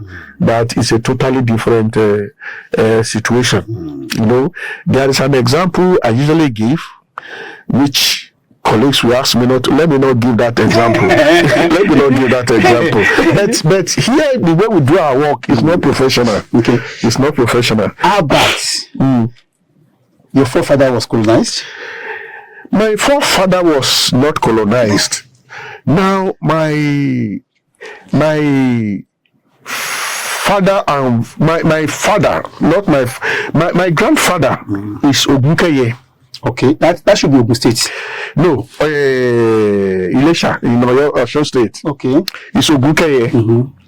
But he was a devout Methodist person. Okay, so one of the Methodist priests now loved my father as a child, and he decided to give him the name Albert. He gave my father the name Albert. So my father is Albert Babatunde Ogunkeye. Okay. When I started primary school with my grandfather, I started using the name Ogunkeye, which is the family name. My senior sister used Ogunkeye. Then I went to Benue State to continue my primary school and secondary school. But at the primary school level, my report, when I bring my report back home, the name Ogunkeye will be misspelled. Oh, okay. Always twisted to the extent that you think you are reading a plateau name. Okay. So they will just write the name the way that will fit their own environment. In Plateau, Benue State, names are always arranged in very distinct. And then as I was growing up, probably I should not mention this, I did not like the name of Ogunkeye. Why? Just for religious reasons as a child. Okay. I don't know how it started. You were born again? Not then. Okay. But I just didn't like the meaning. Because sometimes you are challenged to say the meaning of your name. Mm-hmm. So what I decided to do is to tell my father, I will use your English name. Okay. And then as a child, we thought it was a source of pride for you to be identified with English name. So my primary school certificates read Isaac Albert. Which primary school? CAC Primary School, Makodi in Benue State. Then I went to Tilegado College. So when I finished from secondary school, I was Isaac Albert. Okay. I was Isaac Albert. And so when I came to the University of Ibadan, I was most of the time Isaac Albert. My certificates read Isaac Olawale Albert. But I felt better when you called me Isaac Albert, because I felt an anglicized name, makes you to be a better person among you. It's like you're Michael Jackson. That's interesting. But something now happened to me when I was doing my PhD. I started writing very, very well at master's level. In fact, I attended my first international conference, my first semester as a master's student. A big global mark in this thing. Very good abstract, very good paper. So I started getting invited to big meetings, even when I was doing my master's degree. But when I was doing my PhD, I was invited by the Academy of Science and Letters to Finland to participate in their folklore fellows meeting. So they invited me, and they invited me as Mr. Isaac Albert. So when I got to Helsinki, the capital of Finland, the lady that was to pick me at the airport carried a banner showing my name, and I went to her, and she said no, she was asked to pick a white man. It became a big problem. She was not ready to pick me from the airport. I said, but I'm Isaac Albert. This is my passport. The lady said, no, I was asked to pick a white person. So she phoned the academy, and then they said, well, if the passport read Isaac Albert, why don't? So it was then I realized that even the invitation was based on we are inviting a white man from University of Ibadan. So when I came back, and I insisted, all my records must include Olawale. Okay. Must include Olawale. And that is why today, if you write me any letter, if you don't include Olawale, I insist that you must have Olawale in the name. And when Babangida was in government,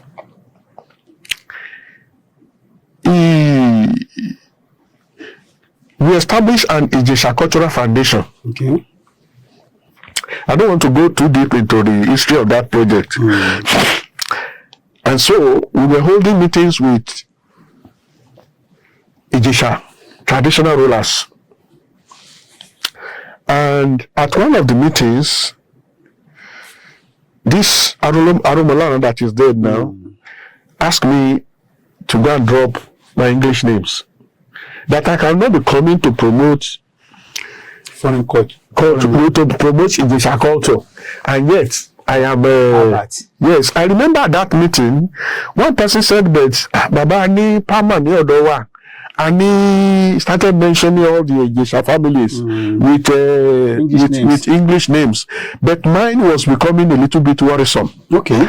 Coming from the Institute of African Studies and promoting, but now I insist that Albert, Olawale must be included in my names. And when I'm signing documents, most of the time, I say Olawale Albert.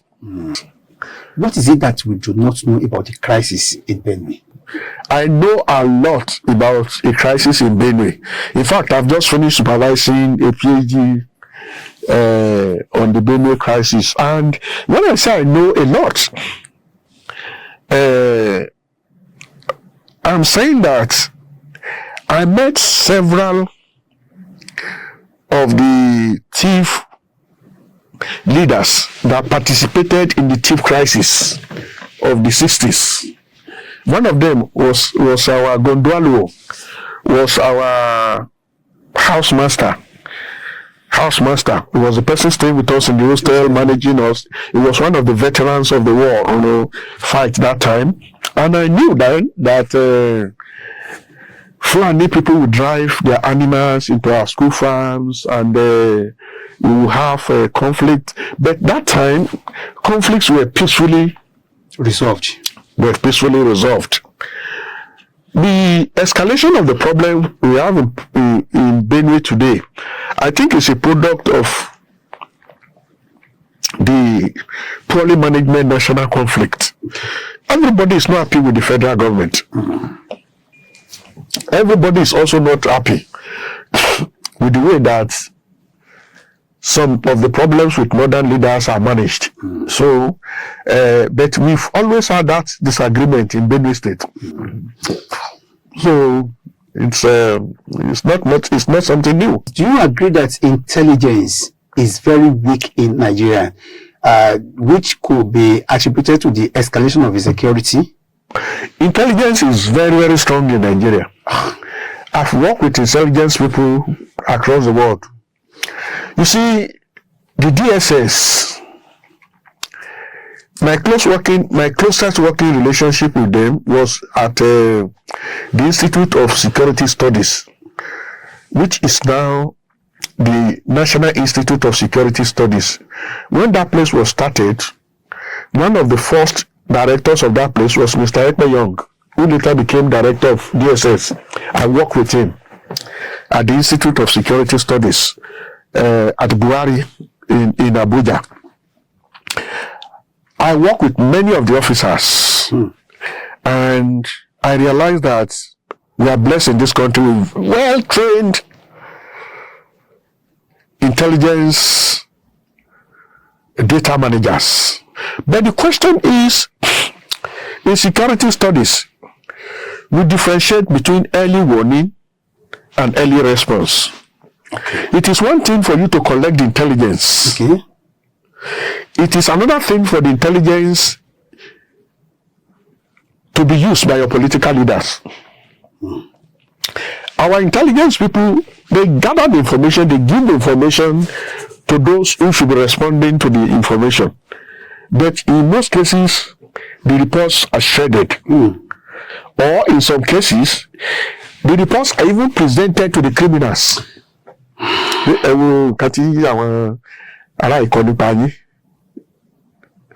Because security information is supposed to be closely managed.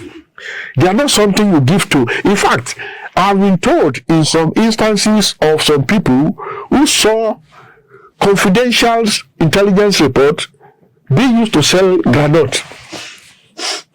You open it, you see that this is confidential report written that is supposed to be housed, protected by the state, but thrown to the street. So, our intelligence people are very strong. In addition to DSS, which is managing our national thing, you have Directorate of Military Intelligence, you have all security agencies in Nigeria have intelligence gathering units. But the question is, what do you do with the information? If you're a political leader, and I tell you, I have the intelligence that these people will be bombed tomorrow. If you dismiss the report and this place is bombed, it is not me that you should blame. You should rather blame those who are supposed to act. And refuse to. And when these people don't give you the permission to act, because in some cases, the kind of response that you need requires the authority of the state.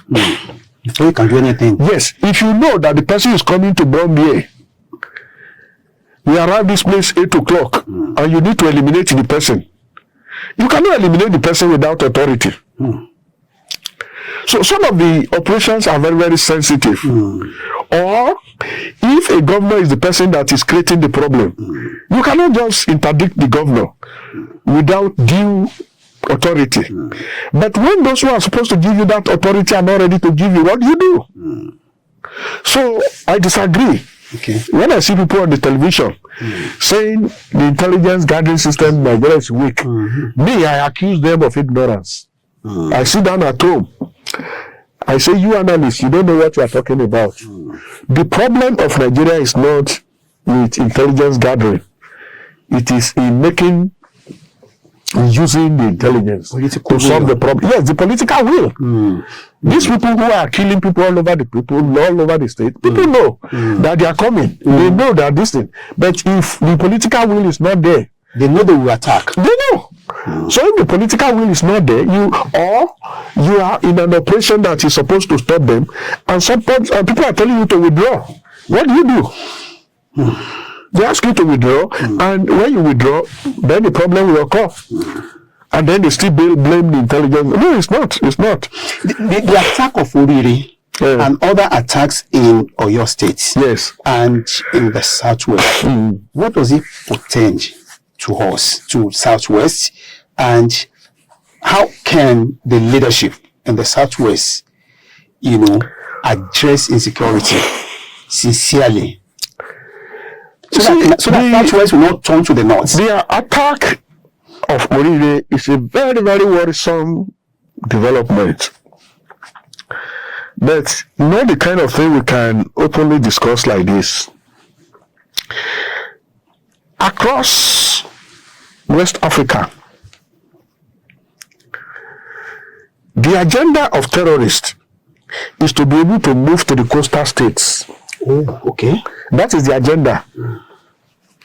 And there are a number of frameworks that have been put in place by different countries for preventing terrorists from getting to the coastal states. Because why are they interested in coastal states? Coastal states have industries, they have maritime sector. Once they get that area, they will control your economy. And that is the agenda. So many countries in West Africa are working on preventing these people from coming from the north, from entering their countries. Benin Republic is struggling. Togo is struggling. Most of the battles of these countries are the north. Togo is struggling. Ghana is struggling. So what they do in these countries is to fight them at the borders and keep them there, not to enter the countries. There is what is called Accra Initiative of 2017. Accra Initiative is a broad-based agreement between some of these Western countries to say, let us fight together to prevent these terrorists from coming in. Because once they get into any of the countries, they will enter the other countries. But we are not lucky in Nigeria. As a result of poor management of our problems, and as a result of these sloppy statements you see from fellow, even Yoruba people here, why are you calling them this name? Why are you calling them that name? These people have entered in Nigeria. They have entered. And they have not just entered, they are making progressive movement towards the coast. So if terrorists get to the coastal states of West Africa today, it's most likely to be Nigeria first. So, and that is why the whole of Africa is worried about us, but we are not worried about ourselves. Now, these people came in from the Chad. They came in from the Sahel corridor. They have successfully penetrated Nigeria. It is no longer a matter of Boko Haram. They have marched. Boko Haram has marched with bandits. They work with them across Katsina, Kaduna, Zamfara. And then they have succeeded in building a new brand called Lakurawa that went to Sokoto. From Sokoto, they went to Birnin Kebbi State. And from Kebbi State, then they developed another brand called Mamudawa. Mahmoud was pushed to Kwara State, and there are different branches of Boko Haram also, like Ansaru and the others, that have succeeded in pushing, strengthening the problems in Kwara, and now they have moved into Yoruba land. They moved into Yoruba land in two strategic ways. Okay. They came to a war. They came to a war. And a war. We provide them two routes to the coastal states. Owo is already in the Niger Delta, because Ondo State is Niger Delta. So, if the terrorists choose to branch up to the Niger Delta, they can continue up to the Niger Delta and probably get to the oil sector in that corridor. But if they really want to move to Lagos from Owo, Lagos is also not far away. From Ori, Lagos is not far away. And that is why when I listen to people and they speak simplistically about our security problems, I laugh. I laugh to say, look, we are really playing with fire. These people, they are better educated, they are better organized than us. Getting us to organize ourselves to even understand the problems and to say these are the logical steps we have to take is difficult. Because once you give people sweet to lick, they have forgotten about the security of their fatherland. They no longer see themselves as Yoruba people again. They no longer see themselves as so things are, the present situation is not rosy. Outsiders are worried about us, but we are not worried about ourselves. We are not worried about ourselves. So it's worrisome. Is Yoruba land really infiltrated? More than infiltrated. I've just given you, in addition to Riri, I've given you Owo. The Owo people have just been convicted, and the Owo case is very symbolic. The Owo, and Saru is part of the Owo problem. But what the judiciary has established in Owo is that Al-Shabaab, as far as from Somalia, participated in the war. So it tells you that it's a larger global agenda. What is happening is not just ordinary problem. It's a larger global agenda. So we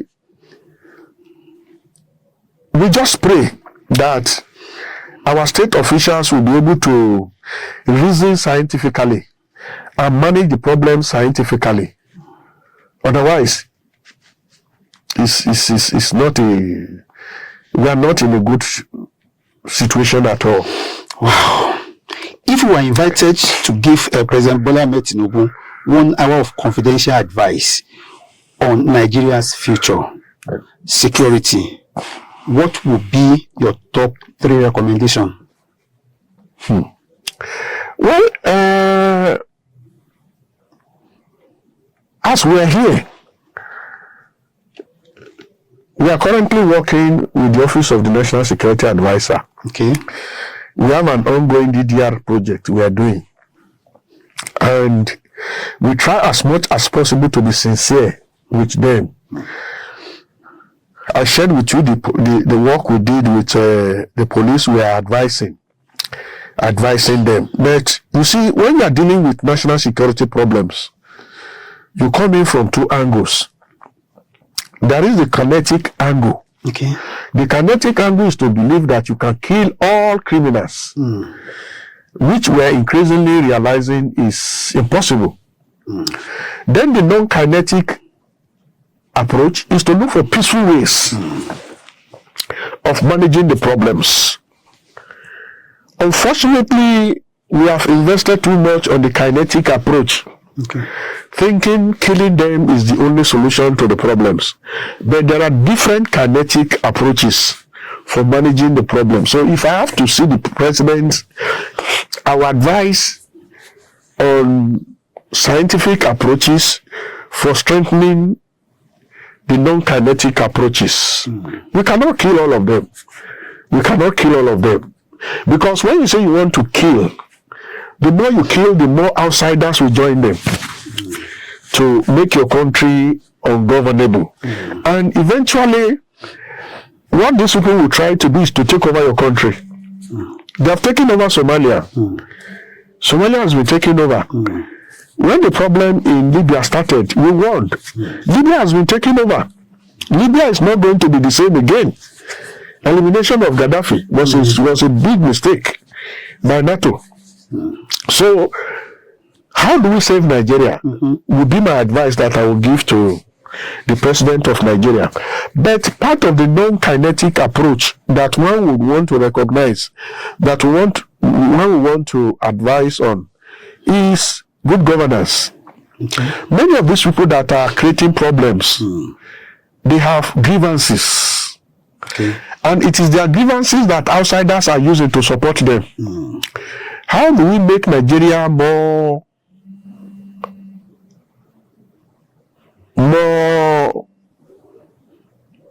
manageable? Let me give a very simple example to illustrate what I'm saying. If people are always staging public protests in Nigeria, they are throwing stones every day. It tells you automatically that there are too many unemployed people. For example, you cannot leave your station now to go and join people to throw stones in Bodija market. That's correct. So if more people are given jobs, they will not be available to go and throw stones in Bodija market. And that is why we are saying that if you manage your country well, people have good jobs. They have things they will lose if they die. Then they will not want to support troublemaking. Many years ago, we did the studies on road accidents, and we realized that most of the drivers that drive at uncontrolled speeds are people without wives and children. If you left home in the morning, you have your wife, you have your children. When you are driving, you'll be looking at your speedometer. But when you know that you have nothing to lose, you don't care about the passengers you are carrying. So the question is, how do we make more Nigerians to have something to lose by not having peace? And to see themselves as having more to gain if there is peace. Look at you here. Nobody is employing you employ yourself, and all you are just looking for is Nigeria, give me enabling environment to do my work. You don't want to be governor for your state, you don't want to be president of Nigeria, but you are saying the little that you are doing is enough to put food on your table. So the question is, to make you become more peaceful, how can the Nigerian state support your kind of business? That's what we're looking for.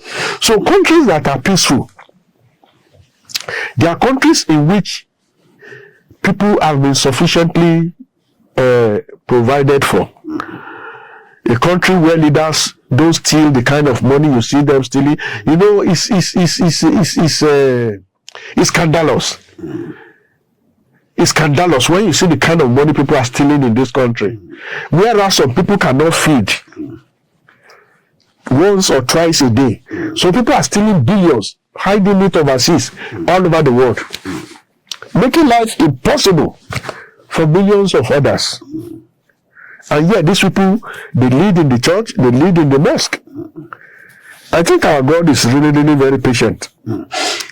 Sir, the issue of repentant Boko Haram, repentant terrorists. Yes. How fair is the government? If I steal bread and you sentence me to 5 years, or you hack, or you sentence me to death, what justification do we have for, considering, for saying that, okay, they are now repentant, they should be reintegrated, or possibly, well, I don't know, you may have that problem information, bring them into the forces. Well, reintegration is a global non-kinetic conflict management strategy. It's not a Nigerian it's not a Nigerian model. It's done all over the world. It is called demobilization. No, So it's called disarmament, demobilization, reintegration, rehabilitation, DDRR. But the way we are doing it in Nigeria is a little bit questionable. What is done globally is that, okay, DDRR is a post-conflict peace building strategy. You do it only when the war had ended. Okay. And when the war is still going on, if anybody is captured, whether repented or whatever, you lock them up. You lock them up. Now, what is done is that you will try them. You will try them. You don't grant amnesty until conviction. The person must have been accused of something, and the offense is established, and the person is established to have committed the offense. The person is convicted, and then you can now say, okay, you want to grant, the president has the right to grant amnesty or to say, let us, for the sake of peace or whatever. I interviewed IRA terrorists at in Northern Ireland.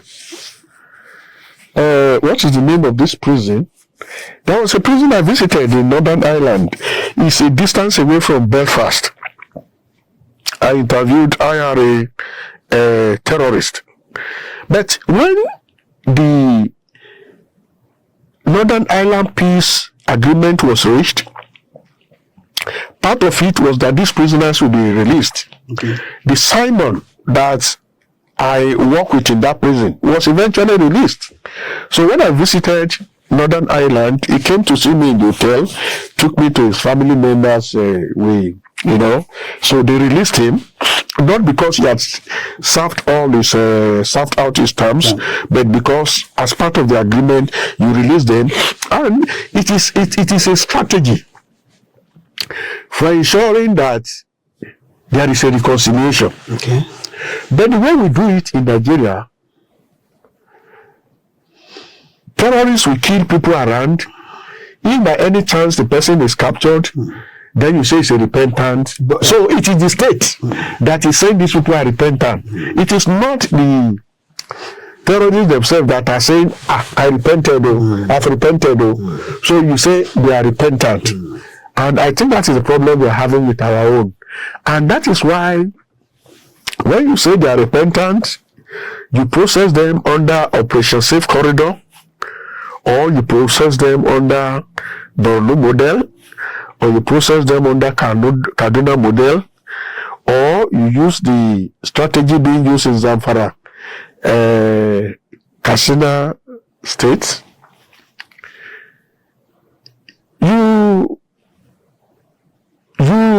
When these people graduate, quote and unquote, you give them resources again, life-sustaining resources. And then some of them will either return to the battlefront or use the money to cause small problems. Some even return to kill their parents. So we are not doing it the scientific way. And I think this is the question people are asking. DDRR is a global concept. It's not Nigeria that started it, but we are misusing it. I think that is the debate. What do you have to say regarding the IPOB leader? Yes, it's a political thing. Yes. If you are to advise government on Kano, what will you say? They are saying that it is because our man here, Sunday Boko, is a Yoruba man. That was why Tinubu granted him amnesty. And why can the government not extend the same thing to Kano? What was done to Boko? Yes. No, you see, they are getting it wrong. Igbo was not fighting anybody. Okay. What Igbo did was that he went to Okeogun to ask the Fulani people there to live. He did that, believing that those Fulani people were the ones disturbing Yoruba people at Igogo and the rest of them. He doesn't, when they say he doesn't have the right to do that. But Sunday Igboho did not start any, he didn't raise any flag against Nigeria. And if Sunday Igboho was considered to be a state criminal, is because the Buhari administration was not happy with him. Because the people he went to fight in Okeogo and the Igogo area were Fulani people, and Buhari was a Fulani person. And when they came to his house here, what they wanted to do was to kill him. But is that a reason why he should be killed? Because he did not go to Okeogo to kill anybody. He did not go to Okeogo to kill anybody. So the case of Sunday Igboho was highly political. And when he realized that they came to his house, kill people, kill cat, kill all kinds of things, destroy his property and so on, he ran away. And when he went to Benin Republic, he was arrested. Nigeria actually wanted him brought back, but they decided to process him. They locked him up. He served a period of detention in Benin Republic. Now, probably what people are saying that they expect Nigeria to arrest Igboho when he came back. Arrest him for what? Because there was no case that was established against him before he left. Arrest him for what? Yes, Buhari government declared him wanted. So even if it's like when people were looking for Gani Adams, he came out and then, so that is for Igboho. Now, in the case of Kanu, I think Kanu, if there is any major issue against Kanu, it was one of those, what was recorded against him. When we had the anti-SARS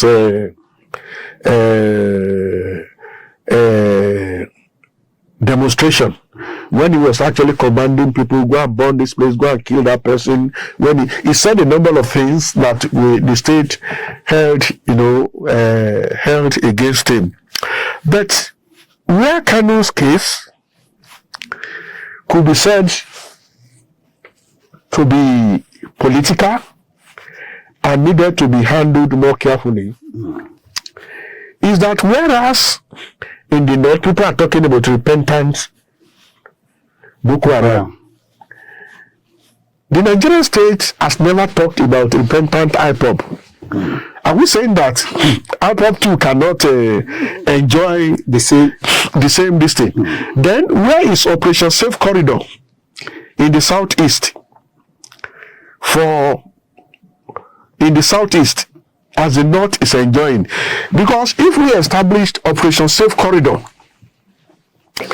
for the people in the north, we expected the government to have established Operation Safe Corridor for the people in the southeast. For those who want to come out of the crisis, to go there, call themselves repentant IPOB, and be treated as these other people are being treated. I think that is where the matter is. Then the question again is, for the government to be saying, to be treating all Nigerians equally, there's a need for the government to take a more critical look at the issue of Kanu. But I must confess that I have a few problems with the Kanu issue. And that is why there's a need for negotiation between the federal government and the people of the southeast.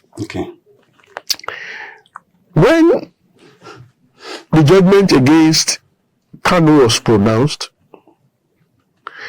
he addressed the judge in a manner that is not accepted by judiciary in any part of the world.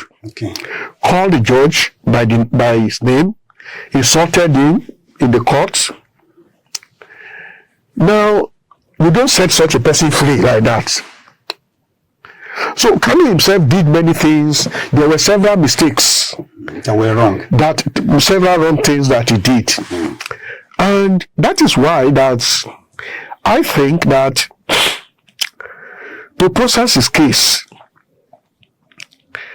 there is a need for repentance. Whereas in the north we are talking about repentant Boko Haram, there's a need for us to come to a level where Kanu himself will apologize for some of the things he did wrongly, the mistakes he made, and then discussions could start on how to negotiate his freedom. But I doubt if he's ready to. I think the minimum Kanu we require is for Nigeria to set him free apologetically, to say we apologize to you. But there are several mistakes he made that must be corrected if we don't want to crash the judiciary in Nigeria. What could transform Nigeria faster than many people imagine?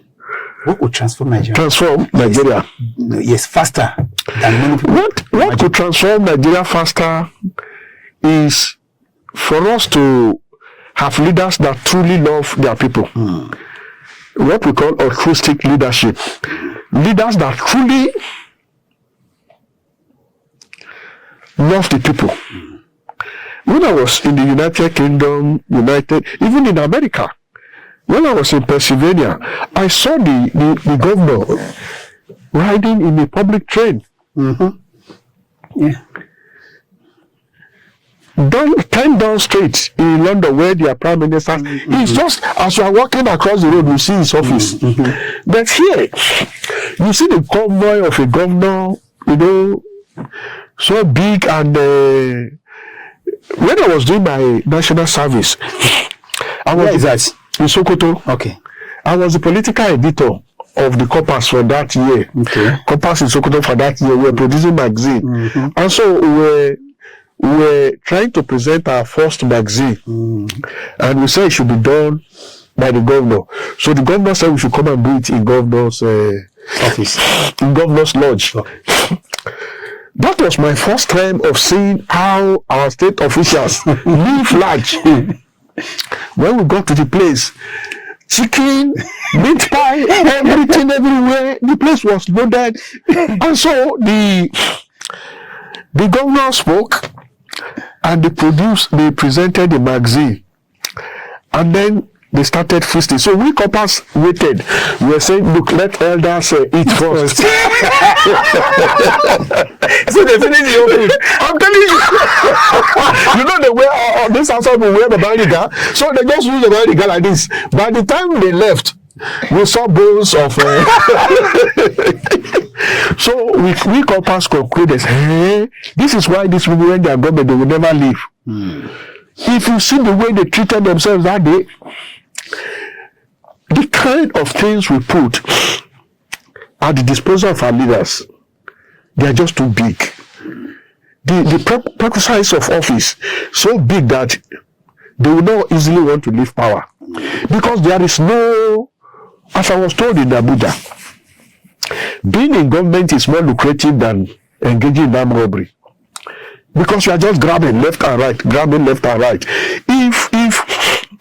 If public offices are made as simple as we see in developed world, these people will not create for us as many problems as we. I mean, look at the case the one that they are handling in Abuja now, the case of Malami, over 200 and something billion. Yeah. What does one person do with that type of asset? Yeah. But Malami is just one person. There are many of them like that all over the place. They have captured everything in the society, and they are not using these things to bless the society. So, which Nigerian leaders do you admire most, and why?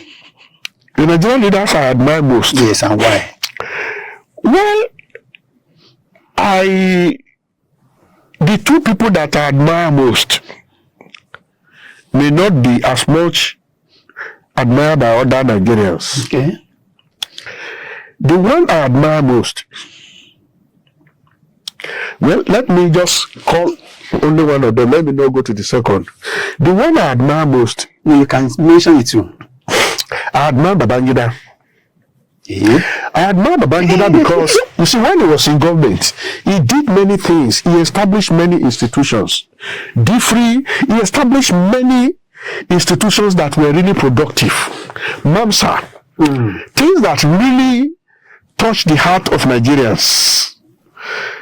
But he had two problems. Okay. People accuse him of corruption. The second one is annulment of June 12 election. But most of the biggest institutions we have in Nigeria today were established under his control. But the last time I met him in the Mina, I asked him this question.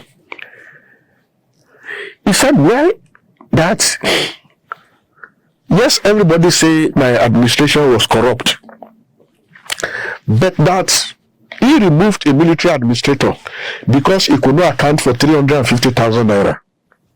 You see the kind of money that politicians are taking now, that no military regime will take as much.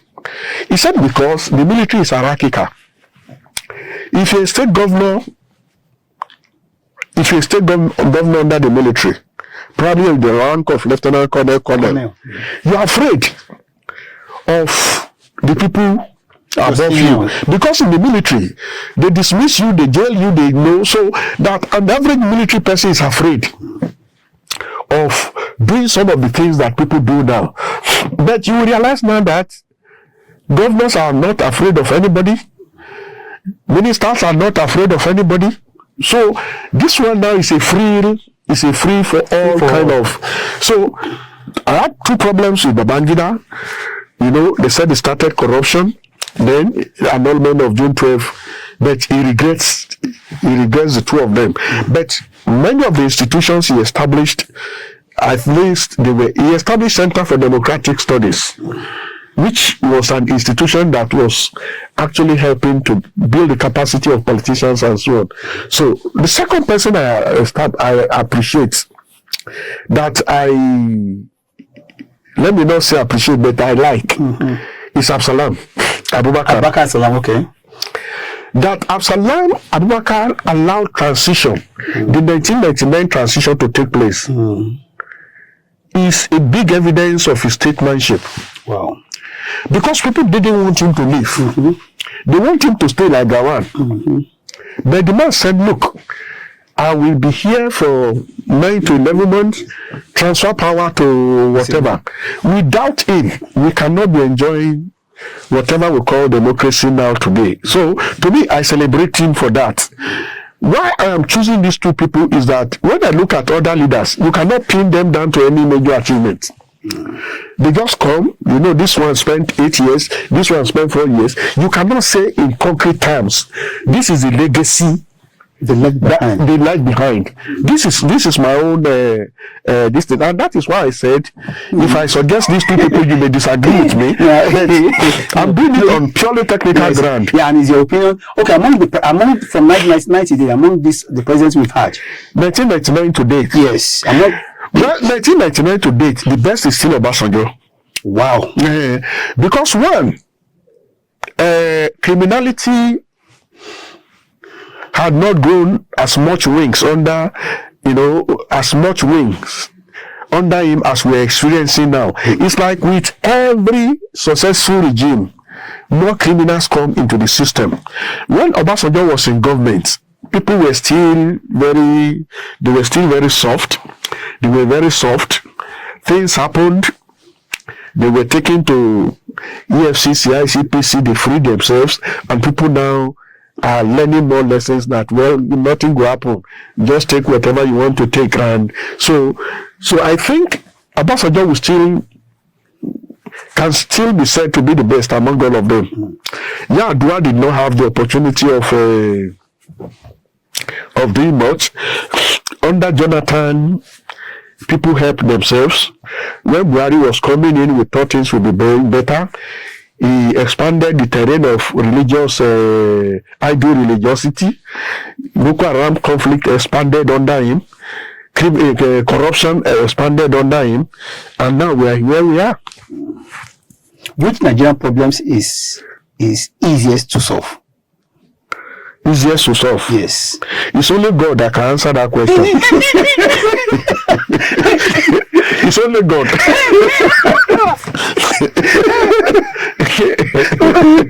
Okay, hardest to solve. Well, let me hardest to solve. Yes. Now that we can answer the easiest to solve. Hardest to solve probably is corruption. Okay. Because everything in Nigeria has been corrupted. And where you have corruption working with four legs openly, as we see in Nigeria, it is difficult for you to manage any sector. It's difficult. It's difficult for you to manage any sector.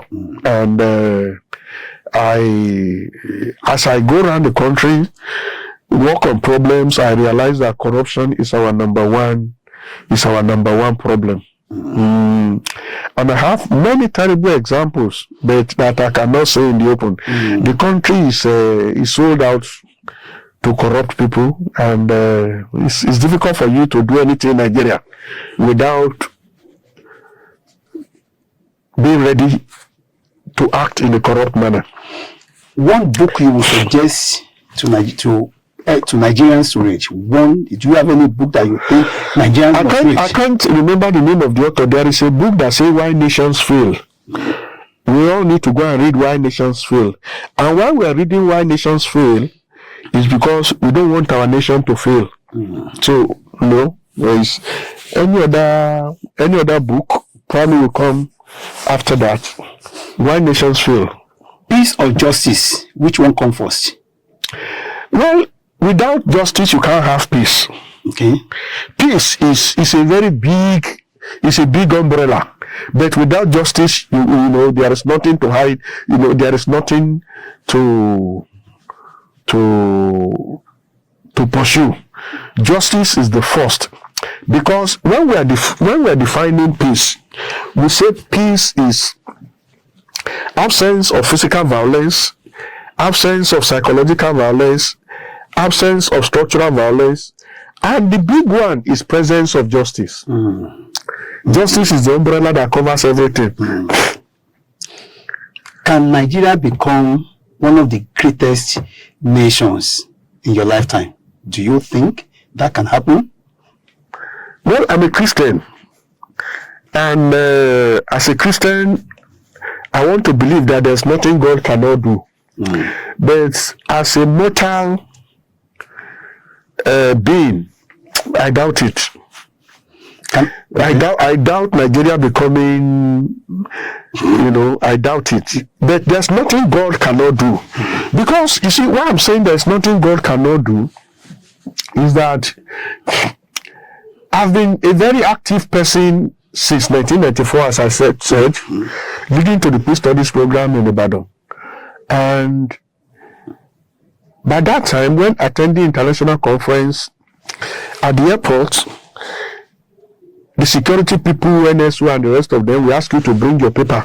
You are going to a conference. Which paper are you presenting? They will ask you. They will read the paper before to determine whether you go out or not. And many of our colleagues have never been stopped from going out. Some of our colleagues were prevented from going out. In primary school, this person who is just in the security listing, we say no, you want to go there too, But gradually things started improving, and this is to the extent that today we can say that we have professionals everywhere in Nigeria today. The army, we have many PhD holders in the army. Even those who don't have PhD, go to Odogbo Barracks here, talk to our officers. Intelligent people. So we have people ready to develop Nigeria. What we need now is one leader who will say we want to promote merit, that meritocracy should be the philosophy of governance, and then Nigeria will begin to change. But now nobody celebrates merit. Nobody celebrates merit. I go to meetings in Abuja, and then people see me and say, you are talking or you are whatever, and then they realize for the first time, this is Professor Albert. They say you are Professor Albert. They say, Why are you still like this? They are surprised. Yes, they are surprised. When I came to your office, somebody told me that. Let me share one joke with you. Okay. When we went to national conference, the first day I went to national conference to register, I carried my file and I was brought by Marwa. So when we got to the gate of this thing, so the Marwa was trying to drop me. So the security people said, go. So the Marwa said, I want to drop for gas. So I dropped. Then they now used the gun to say, go and settle him at the other side. So I followed him to the other side of the road to pay him. Then I crossed over again. They were still ready to, they wanted to stop me. I said, I am a delegate, that I am supposed to be part of this conference. They look at me, they now laugh. So one security man say, Oga, this man say he's a day for this thing. So he looked at me, whether to approve or not. He said, you are for this conference, in this conference, okay. Can you identify yourself? So I identify myself. So as I was going inside, they were all laughing. And I'm sure they must have told themselves, you will see all kinds of wonders at this time. The kind of characters they are performing. Now something happened to me. At that conference, every evening, when we finish in the evening, I will now quickly go out and stay by the roadside, because each of them coming to the conference were coming with cover of 10, 20, 30. But why I was interested, not in the number of cars in the convoy, but to know the new brand, the new cars in the country. Mm-hmm. It was at that place, I think I saw Peugeot 608 for the first time. Okay. So I will wait there. So when the cars are parking, I'll be looking at there. It's like a village boy. Arriving Lagos. That was how I performed all through. There was a day, one person said, it was a Friday. He said, well, I can give some people lift. How many of you are going to Lagos? The person brought private jet and was giving people lift. So at that conference, I behaved like a village boy all through. I was not supposed to be there, to be honest with you. But I asked myself, I said, okay, when am I actually going to arrive in this country? I am celebrated globally as a scholar. But in Nigeria, Nigeria doesn't have time for my type of this thing. Yes, we restrict ourselves to the campus there, talk grammar. Paying the school fees of our children, very difficult. So that kind of country cannot grow. Because those who are thinking for the nation, those who are preparing the next generation for a greater Nigeria, they are hungry. They can't feed well. Many of them are not wearing good clothes. Many of them are riding rickety cars. Many of them, a colleague just told me a few days ago, he bought a car. He had to take loan of 6 million. Yeah, from the cooperative. So for how long? A professor. So how can that person think for Nigeria? How can that person think Nigeria? So, but those who are wasting these resources, who are actually controlling the resources, who don't care about what happens to the rest of us, are the ones actually holding the country by the jugular. Wow. So we have to just keep praying. That is why I said, as a Christian, I'm optimistic that God will do it. When Abacha was in government, we thought Nigeria would not change. But, Nigeria changed after he left. Absalom came in. Absalom is very close to me, and I celebrate Absalom because he did many things in the security sector that we use we still make reference to for teaching our students and so on. But that it was only enough to have actually relinquished power when he did. To me, I celebrate him for it. Can Nigeria become Afghanistan, an Islamic nation? If we do an Islamic nation, it may be difficult. It may be difficult because Nigeria is broken into two. the South cannot be Islamized. So when people say Islamization of the South is difficult, the North is already Islamic. So Afghanistan may, and even Islamization of Afghanistan, I think must also be rightly contextualized. When you go to Afghanistan, I've trained many students in that country.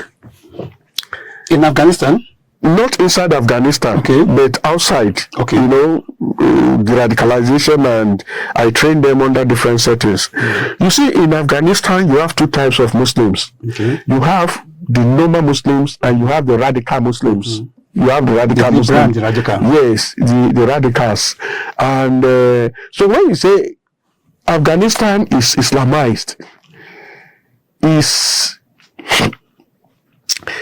well, we can say almost 90% are Muslims, but we have a small body of Muslims in that country that are the radicals, and these are the people that are managing the country now, the Taliban. The Taliban, yes. And the Taliban was prepared by the US. You know, the Taliban, the Al-Qaeda, these were people, you know, developed by those fighting them now. You know, they were people trained to chase the Russians away from Afghanistan. But we decided to fight the West. After the Russians were ejected from that place, they broke into two. The Taliban formed the government in Kabul, and then the Al-Qaeda, controlled by Bin Laden, became a very big global terrorist organization and so on. So, yes, Afghanistan is controlled by Muslims, but the Muslims are not of the same stock. Sir, imagine you are elected president of Nigeria tomorrow morning. Yes. And you are allowed to make only 3 decisions in your first 100 days. What would they be and why? Well, the first decision personally I will make is to assemble the best Nigerians to rule Nigerians. Because as I move around this country, you see, those of us in the South, we think that you don't have brilliant people in the North. But I've worked with many of these brilliant people. Excellent human beings. I saw there. Excellent human beings. In fact, 2 weeks ago, I was at the Counter-Terrorism Center and I worked with some of them. You are correct. As they were celebrating me, I was also celebrating them. Correct, yes. I was also celebrating them. Now, we will assemble the best in this country together to rule this country. Because when you listen to these people, you know that they know solutions to the problems. But they are working in systems that are controlled by the few powerful ones. Go to Sokoto, go to Maduguri, you see people who know that the system, their prevailing system, will not deliver development. So you assemble people who know what to do. And then 2, you give these people resources. You give these people resources to do what is expected of them. And then 3, you celebrate excellence. I did 2 things in the past that I want to refer to here. When Abacha died, some people drank themselves to death. Some Nigerians died. They were not killed by the military, killed by anybody. They died in the process of celebrating the death of Abacha, because they saw Abacha as a problem, and they felt with the exit of Abacha that things will be better for them. Almost the same time, King Hussein of Jordan died, and some Jordanians died mourning the death of King Hussein. I saw them on the television. They cried themselves to death. Some killed themselves that King Hussein died. Now, when I had the opportunity of going to Jordan and high-profile delegation, I took time to talk to Jordanians. I saw on the television your people going through this anguish as a result of the death of this thing. And they told me that that man lived his entire life serving the people. He lived his entire life serving the people. Our delegation went to his palace to greet his son, who I think is still the leader of the country today, and the wife, the American wife. We went there. We saw the simplicity of the environment where the man lived. He lived a very simple life, and in that palace we ate together. They brought rice in big bowls. All of us will sit, fold our legs, we'll be eating together. That is the tradition in Jordan. No distinction between the poor and the whatever. So the people felt that man served them. Then one of the ministers shared something with me. He said there is no place where there is no corruption.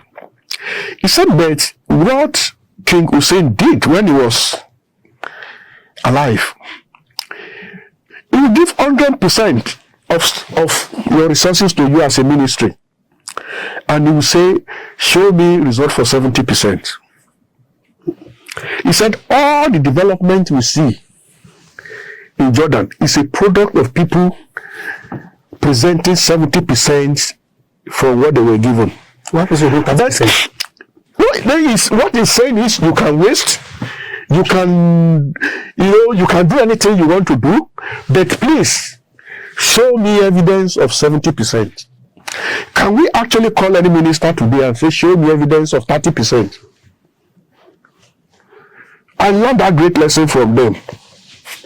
The second one is I went to the US.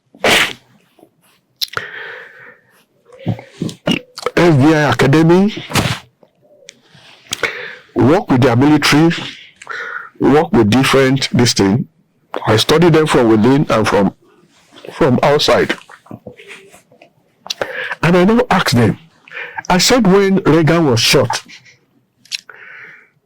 the first bullet came, the second bullet, an operative spread his chest. And that terrorist was not interested in killing that operative and he did not shoot. So, and I said, why will anybody risk his life for a president? And then they said there is no greater honor for any security person in the US than to protect the president. That in fact, if you were shot, is one of the greatest achievements your generation can ever. People are looking for that type of death. Yeah. So you are doing that for a leader that you know came out to serve you.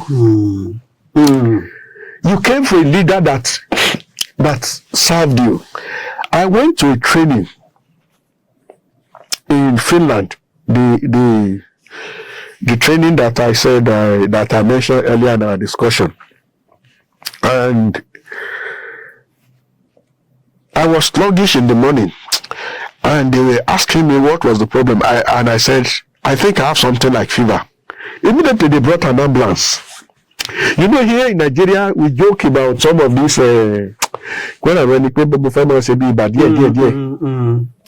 If you see the medical attention I got, the ambulance came, they put all kinds of things on my body, and I said, no. They checked. But here, you find people in UCH who cannot, because they cannot pay 5,000, they die. So, when leaders live for the people, I think the people will become more patriotic, and they will also be more alive to their responsibilities for contributing to the development of the nation. Here, people are criminally minded, they are not patriotic, because they do not think that those leading them are even ready for anything. So this is the problem we are facing as a people. And if I am given that opportunity, though I'm not I'm not interested in politics at all. No. I'm not even interested in public office at all. What about if you are invited? No. I've been invited severally To be a minister. Let me not go into that. People who know me know that I have been invited severally. I'm not interested. I'm not even interested in becoming a vice chancellor. It's as bad as that. It's as bad as that. What I want to do and what I tell people, serve your nation. I'm serving my nation. That is what I tell them at the National Assembly when we are debating this. They say you are not patriotic. I say I'm patriotic. I'm teaching in the university. I established peace studies in this country, and I'm still establishing more. I'm writing books. I'm developing I'm using my internet to develop the country. That is enough. It is not when I begin to sign paper, begin to sign check that you say I'm serving Nigeria. What I am doing is developing human capacity. If I'm traveling out of this country today, in fact, in many African countries, I hide myself because as you are getting to the counter, you meet somebody you trained in the past. They say, "Oh, God, we want to carry your bag to the plane." I tell them, if they see you carry my bag, they'll think there is drug inside. Please, just leave me alone. I do that in Nigeria. I do that in Ghana, many places that I've trained. I feel happy. I have many generals who have retired, my former students. I have many generals who are still serving. I have many senior police people. That is, any minister cannot do that. So let me with what I am doing. I'm happy with it. The only reason is that it contributes to my poverty, and I'm happy. It contributes to my poverty because you get nothing. You get nothing from it. You are paid you are given a pay packet that cannot take you 1 week. But by the grace of God, when we go outside to work, they give us much more whatever, which when you change can actually pay the school fees of your children. But let's be satisfied with little things. On the last note, yes. I want you to complete this sentence. Nigeria will succeed when? Nigeria will succeed when our leaders and followers of these leaders become altruistic. What do we mean by being altruistic? When we think the country first, when we place the country first before our selfish interest, Nigeria will grow. The reason why the country is not growing now is we place self before the nation, and that is why nothing is working. That's why nothing is working. So, and I know that by the grace of God, that we may come to that realization one day. I was at Kofi Annan Peacekeeping Center training some let me call them students, not soldiers. Then I got a call. Somebody came into the room and said, Jerry Rollins wants to come and see you. You? Me? I have the picture on my Facebook and this thing. I said, Jerry Rollins? Yes. To do what? He said, he's aware you are here. Okay. I said, okay. Tell His Excellency I will come to see him. Then I came to the same center again the following day, and then another person came and said, His Excellency will come here to see you. I said, no. I would rather go there to see him. And so, a brigadier general came to me. I mean, he has just retired as a major general now. He came to me, he said, I will drive you straight to see him. He said, but we need some of your books, some of your publications. And he said, we know you are not prepared for this visit, but I brought one of your books. When you go there, present it to him. And I went there. They took me to his modest house. and I went to see him, and he commended my scholarship.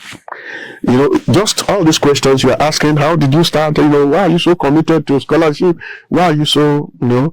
And then he said, Nigeria is a very great country, great scholars, great people. He said, but you people need to have the love of your country at heart. And we parted on the note that Nigeria will become great if we are more altruistic. But after the discussion, I realized that what the man wanted was for me to write something.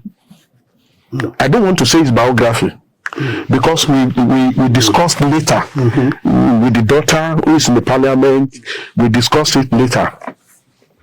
But I think he became a little bit withdrawn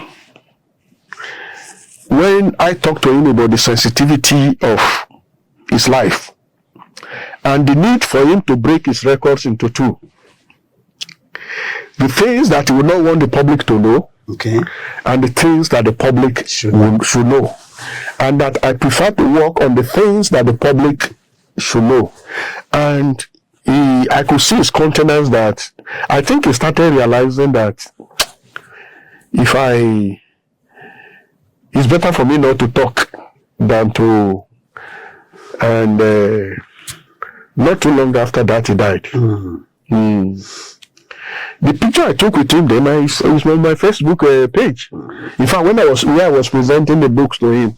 So, but I've never seen any Nigerian leader recognizing what we did to say come and discuss something concrete. It's because here what we emphasize is not development.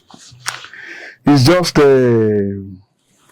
so here people will prefer to say come and join our political party, come and whatever, and they want to draw you away from where you are productive to unproductive sector, because that is what we do in Nigeria. If you see anybody doing well in the productive sector, you draw them away and turn them to PA or turn them to whatever, and then the person now, once he sees money, he too will stop. When I'm traveling, I see people who should be serving their nation. Seriously. I see them in first class, they sit down there, you know, they have given him something useless to do, and so maybe the right start by thanking you, it is you who should thank me. Thank you so much. Thank you so much for inviting me. Honestly, I sincerely appreciate you. Thank you so much for inviting me. You gave us more than what we asked for. Thank you. You were so generous with the information.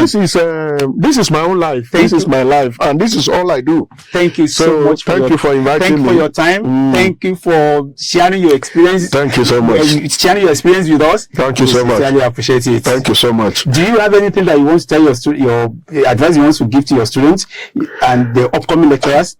Well, my students, I talk to them all the time because some of them ask me some of these questions.